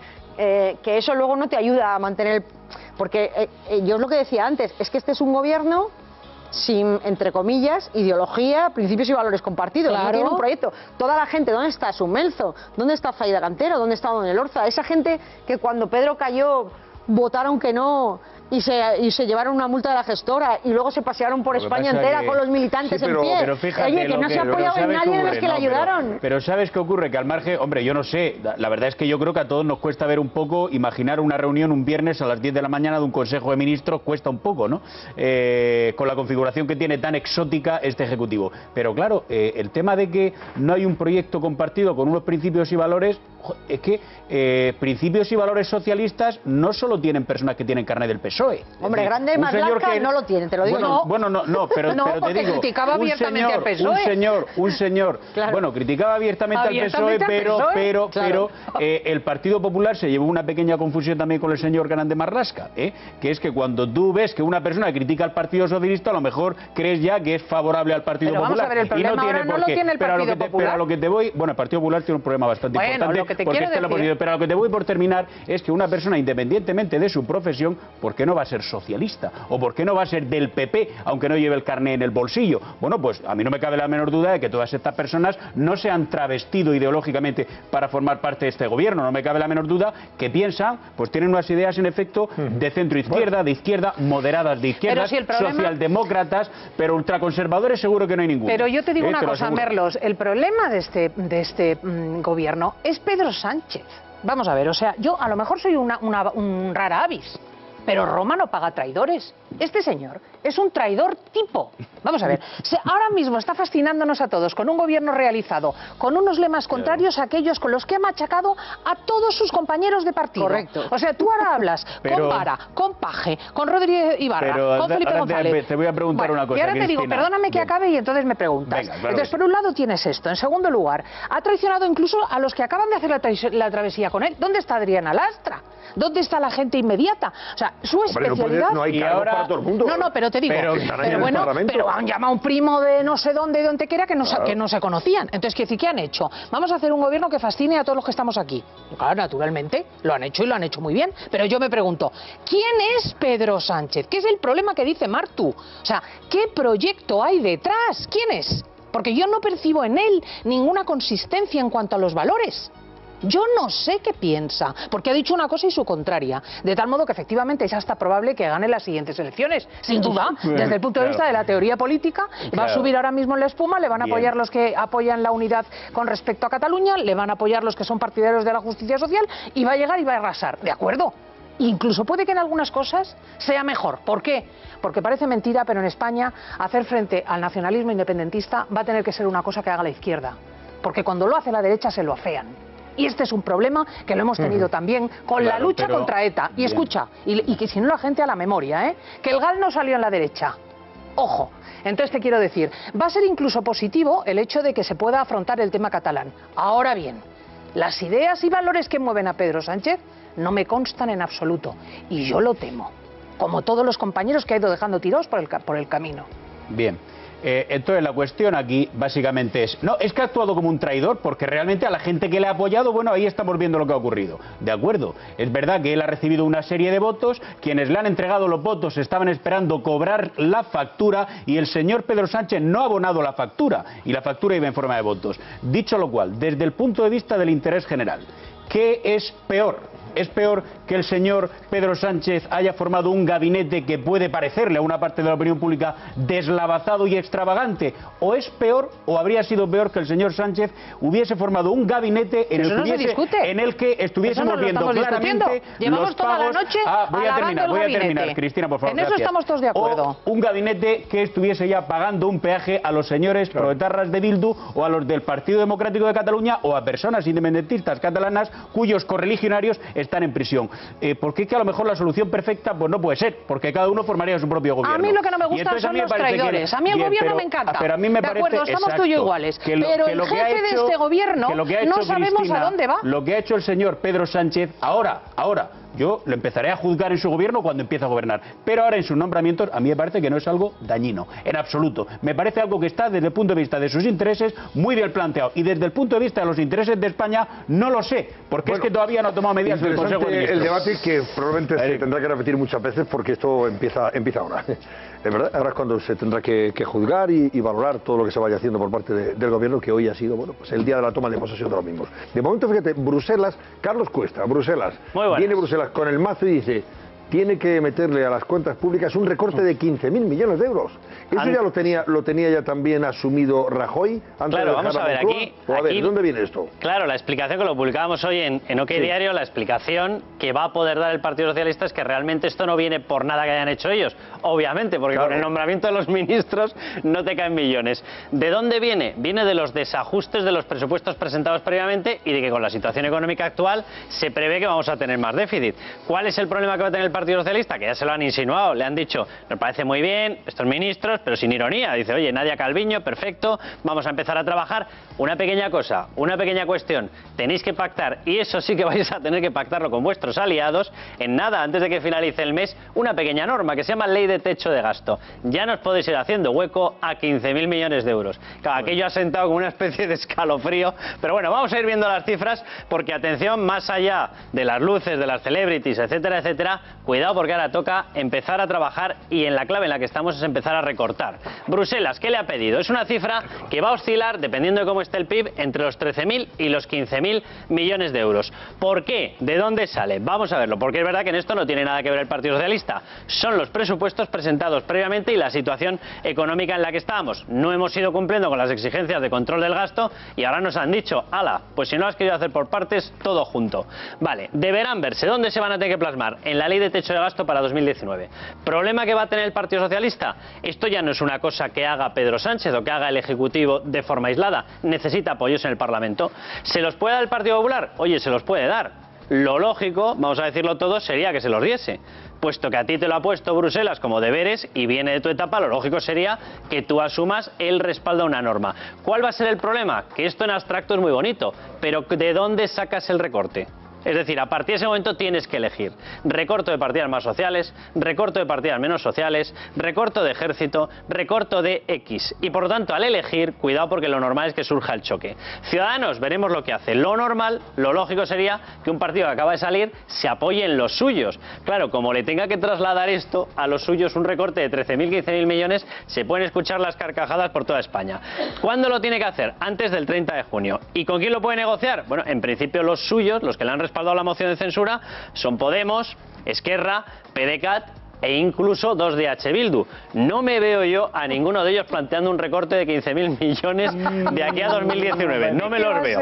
¿En quién se puede apoyar? Pero no sé yo si van a estar con muchas ganas. En Partido Popular y Ciudadanos. Pero oye, tendrán que elegir. Sobreentiendo que van a tener que negociar de dónde se recorta e intentar llegar a un punto de acuerdo. Vamos a ver más datos de por qué se ha llegado a esta situación. Lo que nos ha dicho Bruselas es muy sencillito. Ustedes han presentado unas cuentas que no cuadran. Y como no cuadran, me las ajusta. Muy básico. Déficit pactado con Bruselas para 2018, el 2,2. Después de presentar las cuentas, ¿qué es lo que les han dicho? Bueno, lo que les han dicho es, esto no sale. Aquí falta literalmente medio punto, hasta 2,7 de déficit que se van ustedes. Este medio punto se traduce, ahí lo estábamos viendo, en torno a 6.000 millones de euros. Aquí lo tenemos. Y como no cuadra, pues Bruselas nos lo pide. ¿Cómo se hacen estos ajustes? O recortando gasto, o cuidado, y aquí voy a dar la mala noticia, ya sabemos que esta sección suele llevar un mensaje de estos, subida de impuestos. Por ahí puede salir el tema, cuidado que ahí sí que puede haber acuerdo.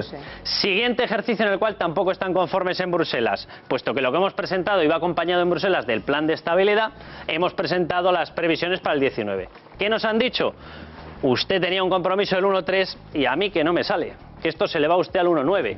Y los rumores aseguran que se ha sido más o menos moderado. Que han dicho, vamos a dejarlo ahí, no va a ser que tengamos más problemas. Resultado, el ajuste va a superar los 7.000 millones de euros. Si lo sumamos, dependiendo de cómo esté el PIB, nos vamos a una horquilla entre 13.000 y 15.000 millones de euros. La sensación mía, bueno, esto es el recorte, así es como se le llama, técnicamente ajustes. Pero repito, estos ajustes, de estos 13.000 a 15.000 millones, pueden salir de recortar partidas, no sé yo si van a estar por la labor, o 2, de subir impuestos. Pues mire, te digo una cosa. Saca la bola, portada de mañana de 5 días, Carlos. El gobierno afirma que no subirá los impuestos por ahora.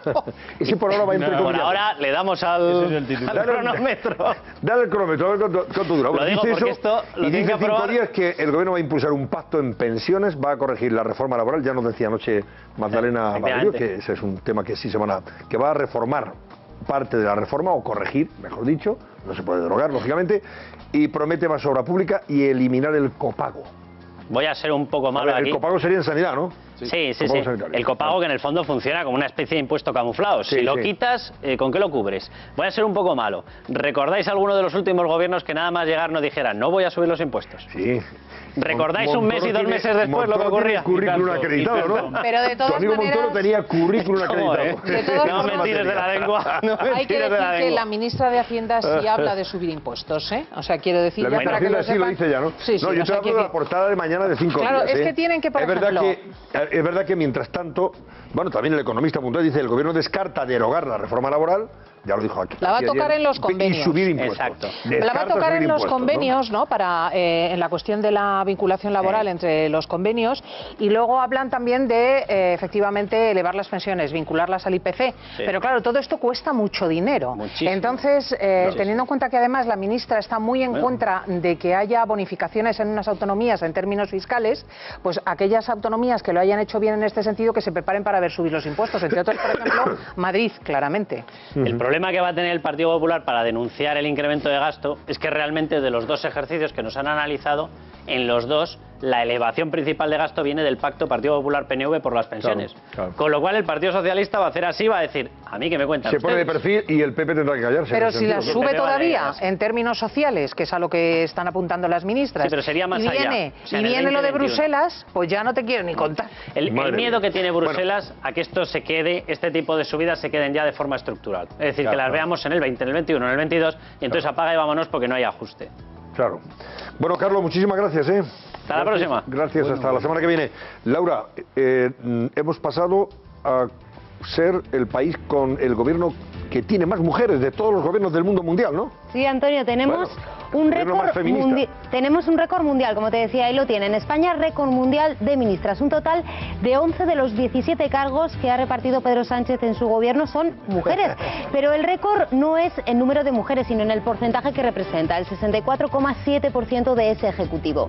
En carteras tan importantes como Hacienda, Economía, Trabajo, la vicepresidencia del Gobierno, Justicia, y así hasta un total de 11. Y ahí estamos, encabezando el ranking por delante de países tradicionalmente referentes de igualdad, como son Suecia o Islandia, pero también de otros menos sonados y que sin embargo lideraban el ranking hasta ahora, como Nicaragua o Bulgaria. La prensa internacional se ha hecho eco también de esta noticia. Vemos algunas de esas portadas internacionales que resaltan el nuevo gobierno de Sánchez. Le Monde dice: en España el gobierno de Sánchez seduce. El periódico alemán Spiegel dice: 11 mujeres, 6 hombres y un gobierno. Y ahora vemos The Guardian, que dice: el primer ministro español nombra 11 mujeres y 6 hombres para su nuevo gabinete. Bueno, pues una medida la que ha tomado Pedro Sánchez que posiblemente tenga su explicación por varios factores. En primer lugar, el auge del feminismo que ha vivido España y que se materializó el pasado 8 de marzo en las calles de nuestro país. En segundo lugar, que en el PSOE ha habido siempre un sector femenino muy sólido y muy fuerte que ha ejercido presión. Y por último, que Zapatero en su gobierno ya nombró a un 50% de mujeres, suelo que el Ejecutivo de Sánchez habría querido superar. Este hecho ha provocado que en redes sociales se genere un nuevo movimiento. Los usuarios piden que se sustituya Consejo de Ministros por Consejo de Ministras, pero la RAE rechaza el uso de esa etiqueta. A cambio, la Real Academia de la Lengua propone el uso de Consejo de Gobierno en vez de Consejo de Ministros, que se ha llamado hasta ahora. Pero la polémica lingüística está servida. No sé qué opináis vosotros, Antonio. Consejo de Gobierno, a los gobiernos autonómicos, cuando se reúnen en consejo, se le llama Consejo de Gobierno. Por lo menos en Madrid, sobre todo. En Madrid sí, además. Sí, por cierto, que la siempre, RAE... siempre se ha reunido el Consejo de Gobierno, ¿no? Ahí no es Consejo de Consejeros. La RAE ha abierto un blog para este asunto, para hablar, que se llama Consejo de Ministras, así se llama el blog, y me lo estaba antes leyendo, y lo que viene a decir es que ellos prefieren que sea Consejo de Ministros, pero que si la sociedad, al cabo de unos años, logra imponer Consejo de Ministras, que la RAE daría su visto bueno. Pero bueno, eso está bien si hay más ministras. Bueno, claro, sí que había más ministras, efectivamente. 4 ministras y 6 ministros, pero no puede llamarle Consejo de Ministras. Pero no ese es el problema. El problema es que ahora la Asociación de Prensa Nuestra no va a tener este problema porque es asociación de periodistas. Pero si cambiase la cosa y volviésemos a tiempos machistas, sería la asociación de periodistas. O sea, es que no es un problema de género, es un problema lingüístico de las raíces, las desinencias y el origen de las palabras. Tú no puedes decir portavoza, porque en el término portavoz va la palabra voz, que no es boza. O sea, es que quiero decir, vamos a ver, es que se confunde el culo con las témporas, que diría Cela, porque es que una cuestión es la gramática y otra cuestión es el feminismo. Es el artículo el que define inmediatamente después al portavoz o a la portavoz. No sé si habéis visto que hay un problema con un convenio colectivo que se ha firmado, no recuerdo ahora mismo dónde, donde el convenio colectivo decía: se pagará la antigüedad a los trabajadores. Y el empresario, con buen criterio, ha dicho: pues como solo es a los trabajadores, pues solamente le pago a los tíos nada más. Hemos puesto todos el grito en el cielo y hemos dicho: hombre, serán los trabajadores y las trabajadoras. No, es que los trabajadores incluyen las trabajadoras. Bien, perdón, déjame que termine. Claro. Hemos puesto todos el grito en el cielo con buen criterio, pero llevando al extremo el argumento, si tú consideras que trabajadores no incluye a las mujeres y hay que decir trabajadoras, Pues yo, que soy el empresario, digo, oiga, aquí pone trabajadores, claro, no incluye claro. los trabajadores. Es que estás destruyendo eso lo que es un absurdo y se le va a caer. No, pero es interesante. Llevas el argumento, reduces el argumento al absurdo. Si nosotras las feministas estamos diciendo que ministros no incluye a las ministras, pues si dice una subida de sueldo a los ministros, las ministras no se les sube sueldo porque no están incluidas. Es absurdo. Absurdo. Es absurdo. No obstante, desde luego el debate sobre la igualdad es fundamental en la sociedad hoy día. Pero como estamos ante un gobierno del Partido Socialista, que es verdad que en los últimos años y tiempos se ha dibujado que en este país, en el escenario que vivíamos, había una pobreza infantil desmesurada, los jubilados lo pasaban fatal, realmente el trabajo era precario hasta unos extremos insostenibles. Tiene tanto trabajo en ese sentido el Partido Socialista, dado el panorama que ha dibujado hasta hace 4 días, que espero que empiecen, la igualdad es muy importante, pero que espero que empiecen a atajar esos problemas que han estado denunciando hasta anteayer, que eran gravísimos, inmensos y que había producido el Partido Popular, es decir, que se arremanguen y que resuelvan todas esas cuestiones y esas injusticias y esos problemas materiales y económicos, y el de la igualdad también, pero que no distraigan el tiro tampoco. Ese va a ser el problema más gordo que se va a tener que encontrar o va a tener que lidiar el gobierno de Pedro Sánchez. Si vemos las portadas de mañana, evidentemente el problema gordo, sin duda, y pendiente de resolver, tiene que ver con ese desafío separatista que amenaza la ruptura de España, y es verdad que a partir de ahora a ver cómo lo va a lidiar. Hay periódicos, ahora verán ustedes el enfoque editorial que le da cada uno de ellos sobre las intenciones de Sánchez y de Meritxell Batet. Yo decía antes con Margarita Robles, cuando hablábamos del tema, ella no ha dejado ninguna duda al respecto. Aquí se puede hablar de todo, siempre dentro que estemos en el marco constitucional, y si no, no vale nada. Y claro, y Meritxell Batet insiste, nosotros vamos a dialogar, vamos a escuchar y vamos a consensuar, pero si el otro con el que tienes que dialogar, escuchar y consensuar te ha dicho, no, si a mí lo de la negociación está muy bien, pero me acepta lo que yo quiero, dentro o fuera de la ley, con lo cual ya no hay nada que dialogar. Pero de todas maneras, ha sido toda la vida de todas maneras, insisto en que este escenario favorece extraordinariamente al Partido Socialista. O sea, en la medida que tenemos que ir a publicidad, porque si no, no sé si nos multan. Ya estoy harto. ¿Tú sabes lo que es tener una mosca cojonera aquí en la oreja? Pues eso es lo que tengo yo ahora mismo. Vamos a la publicidad, señores. Venga, vamos. Venga, rápido. A continuación, les avanzamos las portadas de los principales periódicos que encontrarán mañana en los kioscos. Esta noche, en El Cascabel.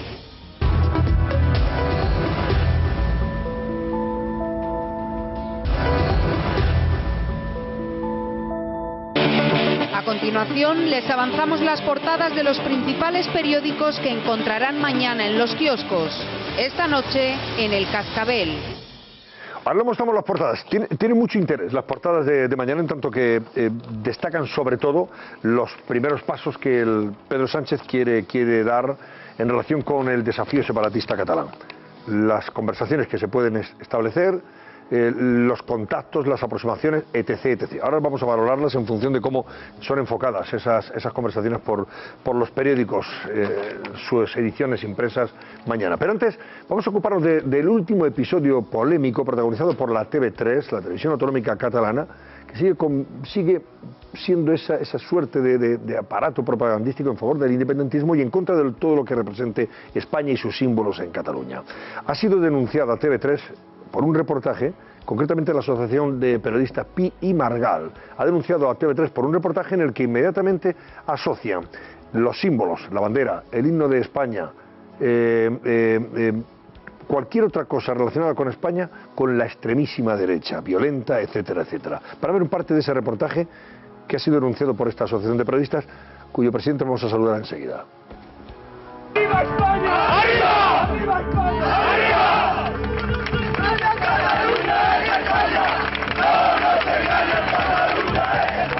De moment, però, els atacants a la delegació del govern de la Generalitat continuen en llibertat. El Tribunal Constitucional va admetre a tràmit un recurs d'empara dels acusats. Mentre no es resolgui, cap d'ells entrarà a presó.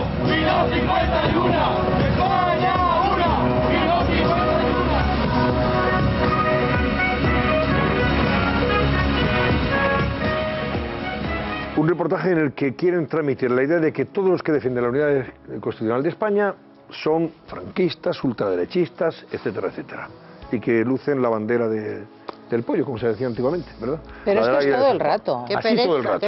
Es una forma, exactamente, es una propaganda para hacer más evidente la mentira. Pero bueno, pero es que eso puede calar en aquí la pregunta es cómo se le mete en mano un medio de comunicación, con lo cual afrontas toda la crítica sobre la libertad de expresión y por el contrario se le determina como un aparato propagandístico, que es lo que es. Vamos a ver si ya que no ha podido ser con la derecha, porque entonces el PSOE no quiso, ahora puede ser con el PSOE, porque desde luego el PP y Ciudadanos van a apoyar. Ellos tienen un organismo de control, no solamente eso, ellos tienen un organismo de control que se llama el CAC, que me gustaría ver qué dice de todo esto. El CAC está encantado. Porque no hay mayor manipulación que lo que acabas de poner ahora mismo. Es decir, relacionar a alguien que se sienta español con los falangistas, con los fascistas, con el franquismo, vamos, si eso no es manipular, ya me contarás que es manipular.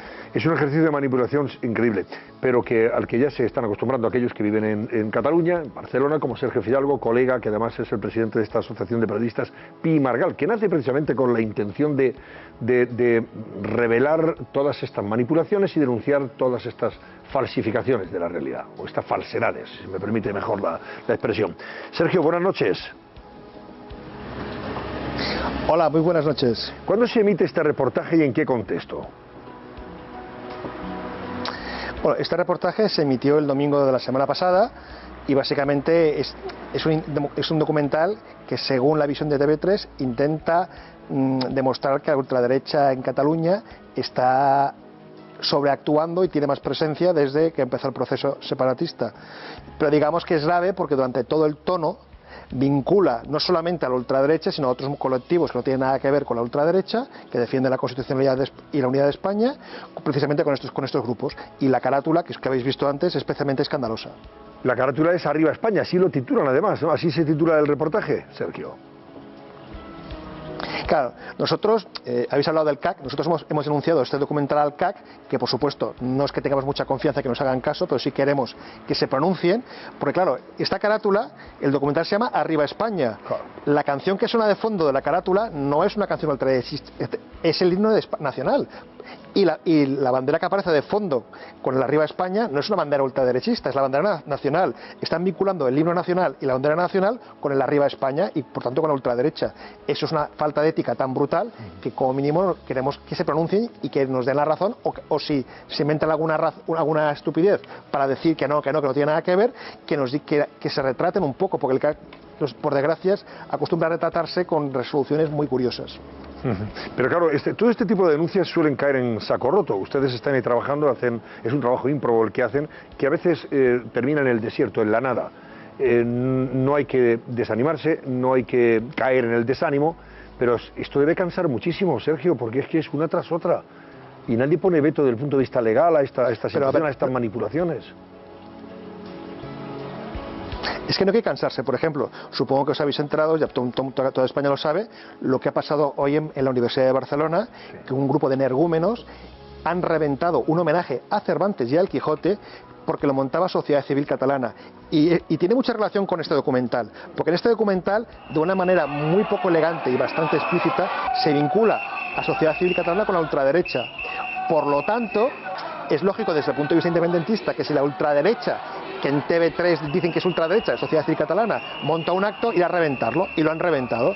Es que como están demonizando a toda la gente en Cataluña que trabajamos por la unidad de España y por el respeto a las leyes y a la Constitución, como nos crean este espantajo de que todos somos extrema derecha y fascistas, hace que haya gente que se considera legitimada para reventar actos, amenazar, hacer scratches, y por eso, aunque muchas veces las denuncias caigan en saco roto, hay que hacerlas, porque si no parece que encima la gente no sabe estas vinculaciones que hay, que son bastante claras. No, esto que cuenta Sergio, es verdad, ha tenido lugar esta tarde. Estamos hablando de los cachorros, los delfines de esta organización radical, independentista, separatista y antisistema, los de la CUP. Los chicos de la CUP, estos Arran, me parece que son, ¿no? Los que así se llaman, pues han considerado que todos los que participaban en este acto, que es un homenaje a Miguel de Cervantes, organizado por la Sociedad Civil Catalana en el aula magna de la Universidad de Barcelona, eran unos fascistas, y entonces les han recibido a todos los que iban a asistir a un acto sobre Cervantes. En fin, es que todo es tan de locos, es tan increíblemente surrealista todo. Les han recibido al grito de fuera fascistas de la universidad, y han impedido que ese acto, ya están viendo imágenes ahí, han impedido que el acto se desarrollara. y lo han boicoteado. Bueno, desde dentro la gente, claro, que estaba dentro, las 200 o 300 personas que estaban en el aula magna, pues han gritado libertad, libertad, porque claro, es que no se... Esa es la libertad que no existe en Cataluña ahora mismo. Señor Torra, eso usted no lo garantiza en Cataluña ahora mismo, todo lo contrario. Lo que está pasando es que los totalitarios se han impuesto en las calles y son los que están ejerciendo con estas actitudes antidemocráticas, lógicamente, y amedrentando a la gente para que no pueda manifestarse libremente. ¿Puedo preguntarle una cosa? Sí, por supuesto que sí. Sergio, buenas noches, soy Cristina. Hola, Cristina. ¿Qué tal? Hombre, amiga de toda la vida, ¿cómo estás ahí? Toda la vida, Dando un la placer cara, como verdadero. siempre. ¿Cuántas veces está Sergio en nuestro programa? No, te quería preguntar a propósito del nuevo gobierno y la impresión que tú recibes en Cataluña. Porque como ha sido tan difícil constituir un frente constitucionalista, valga la redundancia, con la derecha a la cabeza, y tan medido, ¿no? Porque no querían un 155 duro y Ciudadanos y PSOE decían que no a tocar la televisión ni regular de otro modo los Mossos de Escuadra. A lo mejor ahora se da la paradoja, que tampoco es paradoja, es constante en la historia de España reciente desde la transición, que un gobierno encabezado por el PSOE y sin duda apoyado en el tema de Cataluña por Ciudadanos y el PP puede llegar a ser muy eficaz contra el nacionalismo. Hombre, es que es la confianza, es la esperanza que tenemos, porque pienso una cosa, está muy claro que ahora la patata caliente de lo que pasa en Cataluña ya no es culpa de Mariano Rajoy ni de Soraya, ahora es de Pedro Sánchez. Por lo tanto, algo tendrán que hacer para bajar la tensión y sobre todo para evitar que la Constitución y las leyes cada día se violen en Cataluña. Hombre, yo quiero tener esperanza. Es cierto que los apoyos que ha tenido Sánchez para llegar a la moción de censura son el PDeCAT y Esquerra y Bildu, y por tanto, en principio, cierto miedito da. Pero hay que reconocer que el gobierno nos ha sorprendido a todos un poco. A mí Pepe Borrell me da mucha seguridad. Meritxell Batet dicen que mucha tercera vía, pero hay gente que no es del PSC que me habla de ella y me dicen que no, ojo, que nos va a sorprender. Y bueno, Maxim Huerta y Marlaska muy independientes no han sido. Quiero verlo. Yo de momento tengo cierta esperanza y yo quiero creer lo que tú dices, Cristina, que un gobierno del PSOE que tendrá que asumir este problema y que tendrá que tomar soluciones, igual sí que va a ser más leal a Ciudadanos y al PP que cuando estaban en la oposición. Bueno, sobre y todo por tanto, es que serán yo Ciudadanos tengo y esa PP los que serán leales con ellos y tendremos una garantía, porque lo que sí que es claro es que Pedro Sánchez es un traidor nato. Pero como ahora le conviene a él, pues en ese sentido, para España hasta puede ser extraordinario. Vamos a ver. Sergio, muchísimas gracias. Sergio Fidalgo, presidente de la Asociación de Periodistas Pimarca. Y a ver si prospera esa denuncia contra TV3 que han presentado ustedes. A ver si prospera alguna, ¿verdad? Ahí estaremos consecuencias. Esperemos. Gracias, buenas noches. Y muchas gracias por el apoyo que dais. Gracias. ¿Qué decías, Alfonso? Claro. No, hombre, si es en los tribunales la denuncia tiene posibilidades de prosperar, pero estaba citando, creo que Vicente, el caso del CAC, del Comité Audiovisual de Cataluña, que claro, es un órgano que lleva funcionando unos cuantos años, cuya relación de simbiosis con TV3 como máquina de emitir análisis y opiniones nacionalistas es máxima y evidentemente el Comité Audiovisual de Cataluña en este caso no va a hacer nada, pero claro, el clima que han vivido los periodistas en términos generales en Cataluña en los últimos años de falta de libertad auténtica para informar, para analizar, para opinar y para expresarse es dramático. El caso del CAC es el caso de un órgano que ha funcionado ya con unas facultades y unas competencias que son, a mí me parece que tienen difícil encaje constitucional, persiguiendo a periodistas no nacionalistas, proponiendo sanciones y en ocasiones llevándose varapalos importantísimos de los tribunales. Pero claro, a mí me parece que lo más grave no solamente es una denuncia como esta respecto de un medio que sigue difundiendo propaganda. Lo más grave es pensar cuántos años pueden pasar hasta que en efecto la libertad de expresión, que es un termómetro básico de la democracia, pueda recuperarse de una manera plena en Cataluña como en otras partes del territorio nacional, como en Extremadura, como en Castilla y León, como en las Canarias o como donde sea. Y van a pasar años. La única autonomía que tiene un organismo como este, que es precisamente la autonomía donde menos libertad hay a la hora de expresarse. Y recuerdo que el CAC es un órgano que dio el visto bueno a que se utilizasen niños en grabaciones de TV3 de la campaña separatista. Pero así, lo dijeron sin ningún problema. El CAC se cargó las emisoras de la cadena COPE en Lérida y en Gerona. Yo no hay nada más alejado del fascismo que yo. Pero yo no puedo terminar de comprender o de que alguien justifique que porque unos fascistas estén haciendo un acto en un sitio que esté legalizado, podamos justificarse que se les puede reventar ese acto, como si son anticapitalistas o comunistas. O sea, hemos llegado a un punto en el que parece que todo está justificado. Y este acto que ha hecho este grupo de catalanes, si son fascistas, sí se les puede reventar el acto. Es que no tienen derecho también. Bueno, pero decir que es fascista Sociedad Civil Catalana. No digo que sea. En el extremo que lo fueran, aunque lo fueran, si es una reunión legal, ¿por qué vamos a reventarla? Eso ya es muy sutil, pero vamos, Sociedad Civil Catalana tiene un montón de votantes socialistas, un montón de votantes del PP y de Ciudadanos. Antes de repasar las portadas, no me resisto a que leáis este comentario en Twitter que escribe el monologuista Dani Rovira, malagueño él, y lo que le responde un usuario de Twitter, que es magnífico, con una ironía que casi supera, vamos, Rovira, que tiene fama de ser un tipo rápido y tal y cual. Bueno, pues Benito Ruiz, que es el señor que le responde en Twitter, es que lo mata. Vamos, escribe Dani Rovira a propósito del nuevo gobierno, en fin, la moción de censura y tal. Esperamos un nuevo ciclo político donde las políticas sociales, medioambientales, la sanidad y educación pública, el empleo de calidad, el derecho a una vivienda digna, la cultura, la libertad de expresión, la honradez, etcétera, etcétera. Y le contesta este señor, Benito Ruiz, pone aquí en Twitter, dice: no lo sé, Dani, estos mismos llevan 40 años gobernando en Andalucía y no parece que hayan puesto en marcha todas esas políticas que comentas. Igual no les ha dado tiempo. Es magnífica la ironía. En mucho sentido, es magnífica. No, la vamos definición a ver. de zasca en toda regla. Vamos a ver. Tiene una expresión muy mucha retórica en los próximos meses. Vamos a podernos reír mucho, yo creo. Tiene gracia. Lo ha dejado, al monologuista lo ha dejado tierno. Efectivamente tiene trabajo. Este gobierno tiene trabajo, al margen de debatir si conviene llamarle al gabinete Consejo de Ministros o de Ministra, pero hay cosas bastante acuciantes. Pero fingir que la libertad de expresión, por ejemplo, no ha existido hasta ahora, si es que siempre volvemos a lo mismo. Hay un cierto adanismo, ¿no? Como un deseo de crear el paraíso en la tierra de repente, ex novo, de la mano de Pedro Sánchez. Se meten en tantos charcos que terminan, vamos, casi ahogados. Se meten sin catiuscas en los charcos y claro, terminan salpicados de todo, de barro, de agua. Bueno, El Mundo, ven ustedes la portada del Mundo. Y vamos comentando, destacan en la portada del Mundo dos fotos. La de la toma de posesión de Meritxell Batet, y el pie de foto: Batet quiere recuperar la palabra, habla de escuchar, dialogar y consensuar con todas las comunidades, pero especialmente con Cataluña.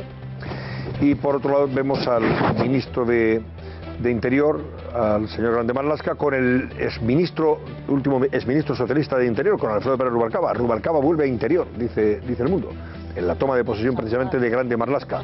Claro, fue a saludar el hombre.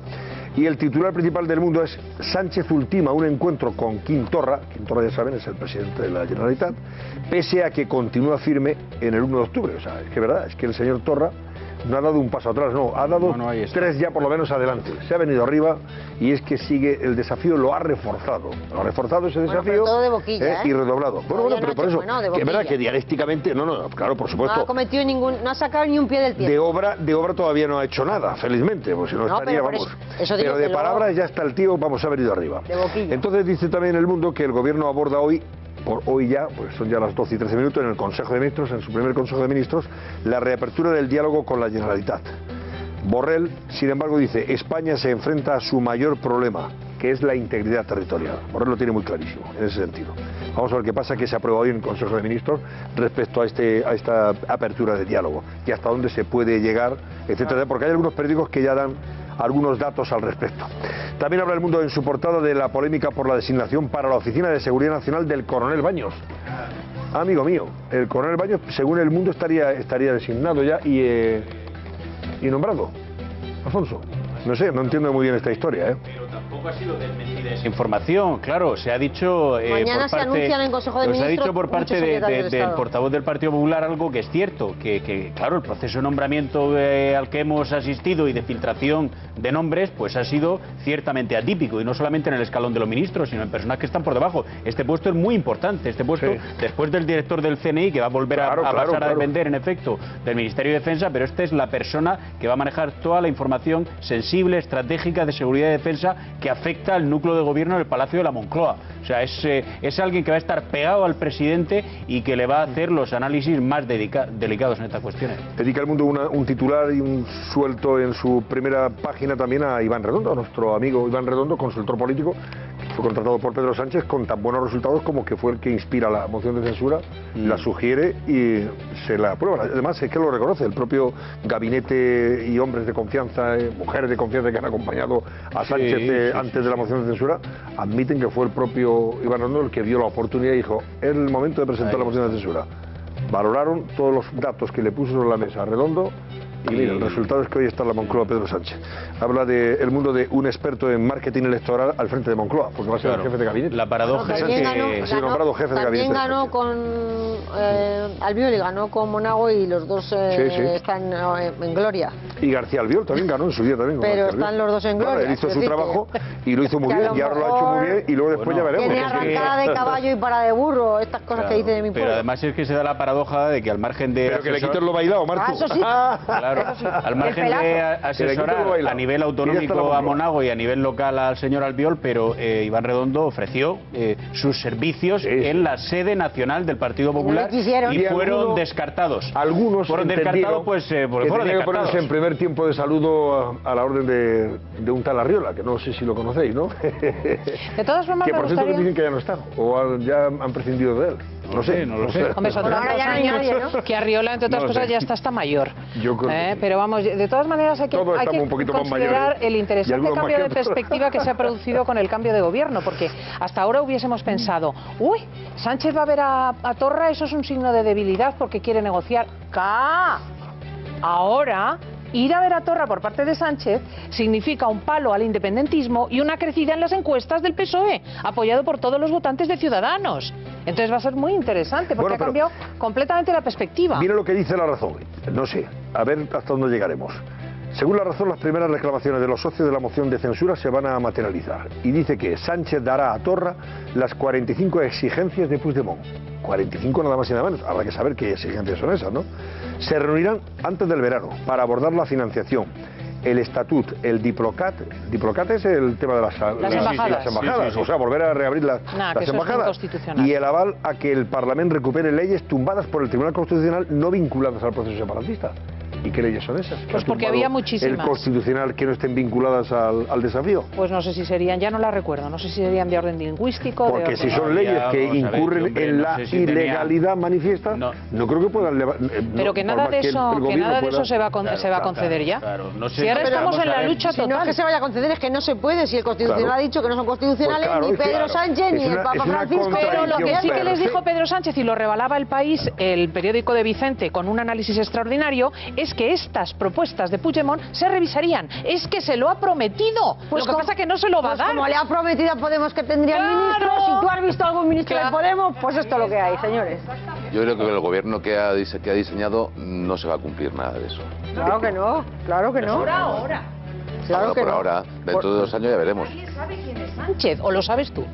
Yo te dije que era un patriota, te lo dije la semana pasada. Sí, pues pregúntale a Torra. A ver, pie de foto de La Razón y imagen de lo que se ha vivido hoy en Zarzuela después de la toma de la jura, de todos los ministros, o promesa del cargo. Empieza el baile de ministras y ministros, dice el pie de foto de La Razón. Curiosa fotografía la que vemos. Mira, ¿quién está hablando con el señor Masín Huerta? Pues está hablando el rey fundamentalmente, en presencia del propio Sánchez, que ríe, y de Margarita Robles. Y en otra foto vemos a Grande Marlaska hablando ¿con quién? Con Ana Pastor, la presidenta del Congreso de los Diputados. Bueno, también dice La Razón que Pablo Iglesias advierte al PSOE de un calvario y va a exigir negociar el déficit con la Unión Europea. El PP pide mantener el debate sobre el Estado de la Nación. Por otro lado, dice que Génova presiona con una tercera vía para forzar una candidatura de integración, o sea, que no haya pelea, no haya pelea, y que haya una candidatura en la que estén quienes pueden dirigir el partido después de la salida de Mariano Rajoy. Venga, voy con otra Igual portada. es el de la tercera vía. ¿Quién es el candidato o candidata de la tercera vía? Pues no sé, claro, es que a ver quién puede ser, quién va a encabezar esa tercera vía. Claro. Si Mariano del Cospedal o Núñez Feijóo, por ejemplo, ¿no? Y quién le acompaña en el ticket.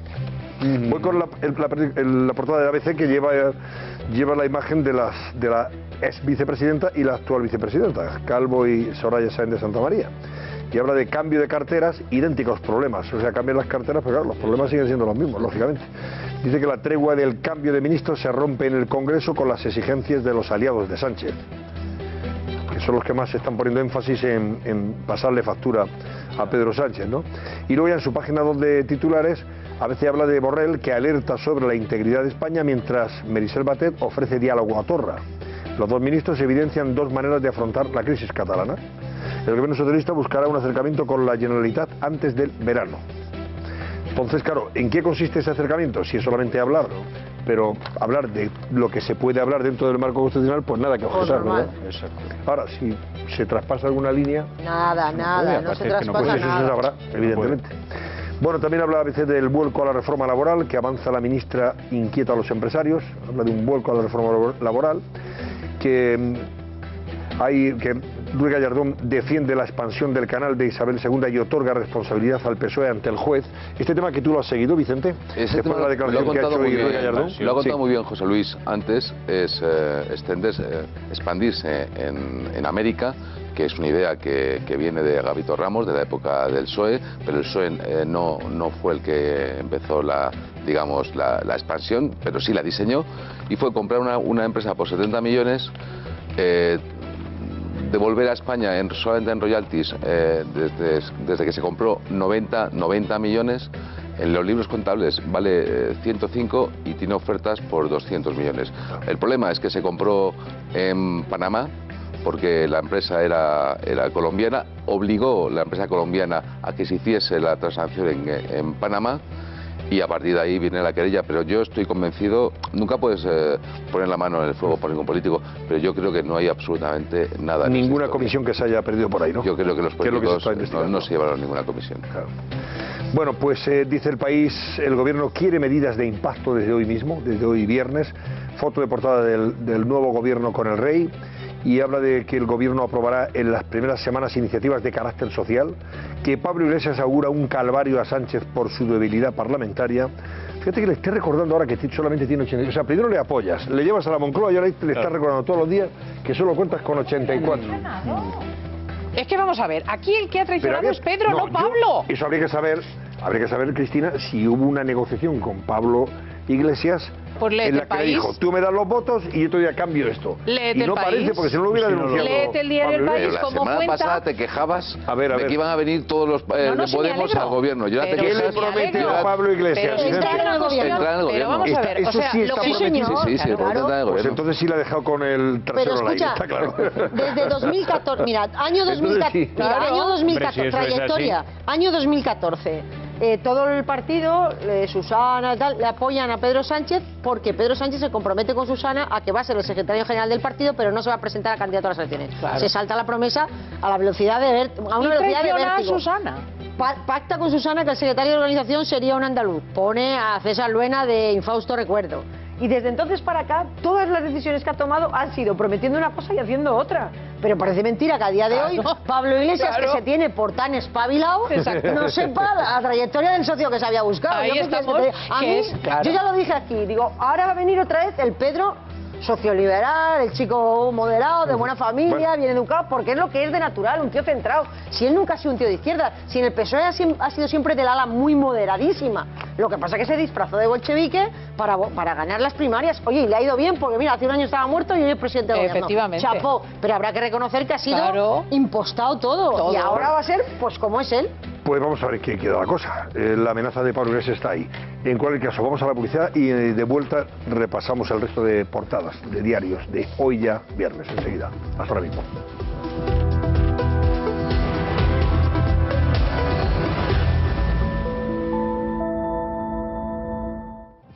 Bueno, pues vamos con La Vanguardia, cerrando ya el repaso a las portadas. Dice La Vanguardia que el gobierno da prioridad a Cataluña en su agenda.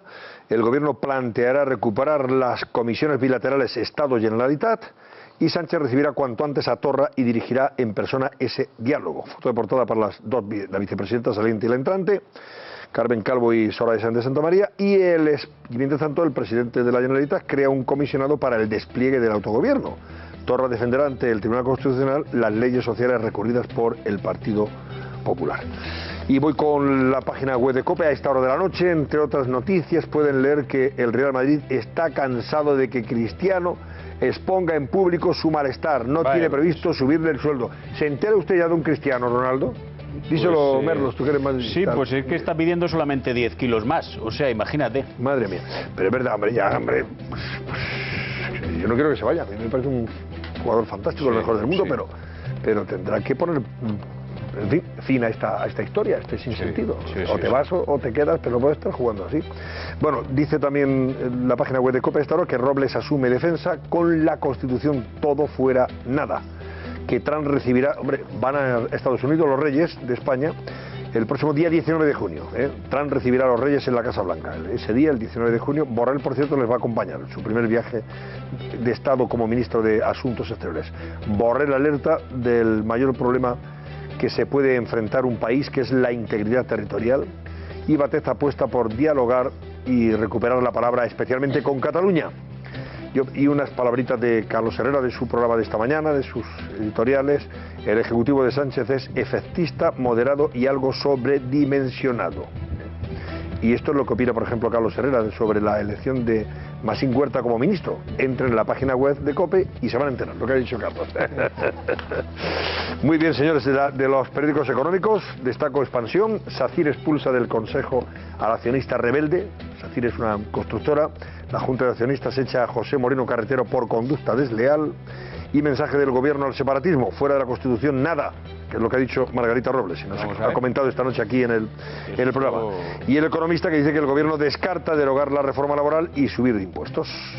Matiza que va a replantear la legislación del trabajo y buscará consenso social. Bueno, pues esto es lo que hay. A las 12:30 de la noche, mañana ya de viernes, tenemos hoy pantalla grande, claro que sí. Vaya estreno el que se proyecta este fin de semana. Es una película sobre Parque Jurásico, de nuevo. Sí, vuelve nueva, pero Jurassic hecha por Bayona, hecha por un español, y creo que dice la prensa norteamericana, la crítica es unánime, ¿no? Es estupenda. Estupenda. Pues a ver, ¿qué nos dicen Juan Orellana y Jerónimo José Martín sobre ese estreno, entre otros? En pantalla grande esta noche en cuanto acabe el Cascabel. Adelante, buenas noches. Hola Antonio, buenas noches. Dentro de un ratito estaremos aquí en 13 en pantalla grande con una de las películas más esperadas del año, que es la quinta entrega de Jurassic World, una película en la que, bueno, no debuta, pero digamos va a lo más alto de Hollywood nuestro director, J.A. Bayona, una película bastante bien hecha, ¿verdad? Sí, y mejor, fácil de pronunciar que la siguiente. Esta es El Reino Perdido, así se titula. Y luego nos llega desde Rusia una película sensacional, Salyut 7, supongo que es Soyuz 7, pero no estoy seguro yo. Algo parecido. Soyuz 7, Héroes en el Espacio.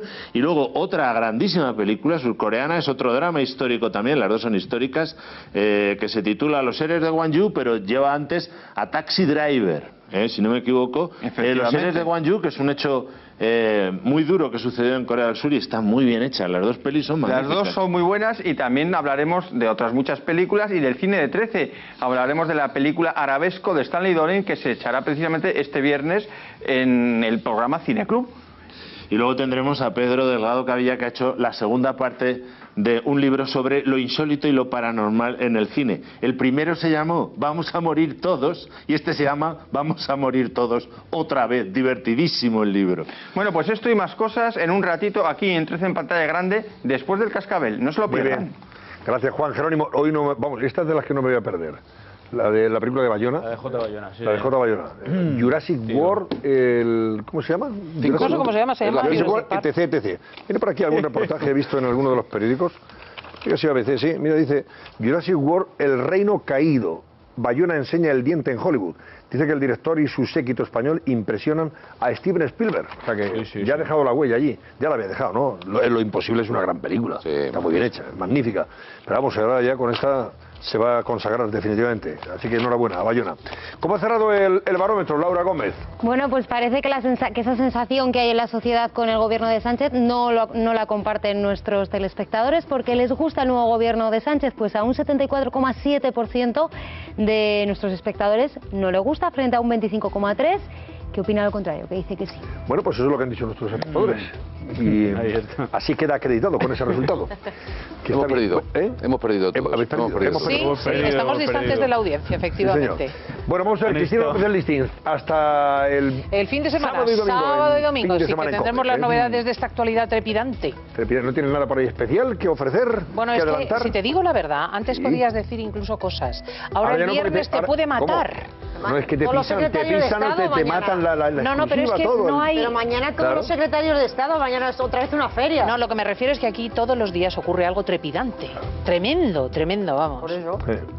Los acontecimientos se solapan entre sí de tal forma que lo que hoy es actualidad, mañana ya queda hasta antiguo. Para los periodistas, ciertamente, es de los pocos que disfrutamos extraordinariamente con todo, porque es muy interesante. Alfonso Merlos, gracias, buenas noches. Hasta otra, buenas noches, Antonio. Adiós también a ti, Martu Garrote, y a Vicente González Olaya. Muchísimas gracias por acompañarme. Y a ustedes, por supuesto, les dejo ya con pantalla grande. Disfruten de los estrenos del fin de semana.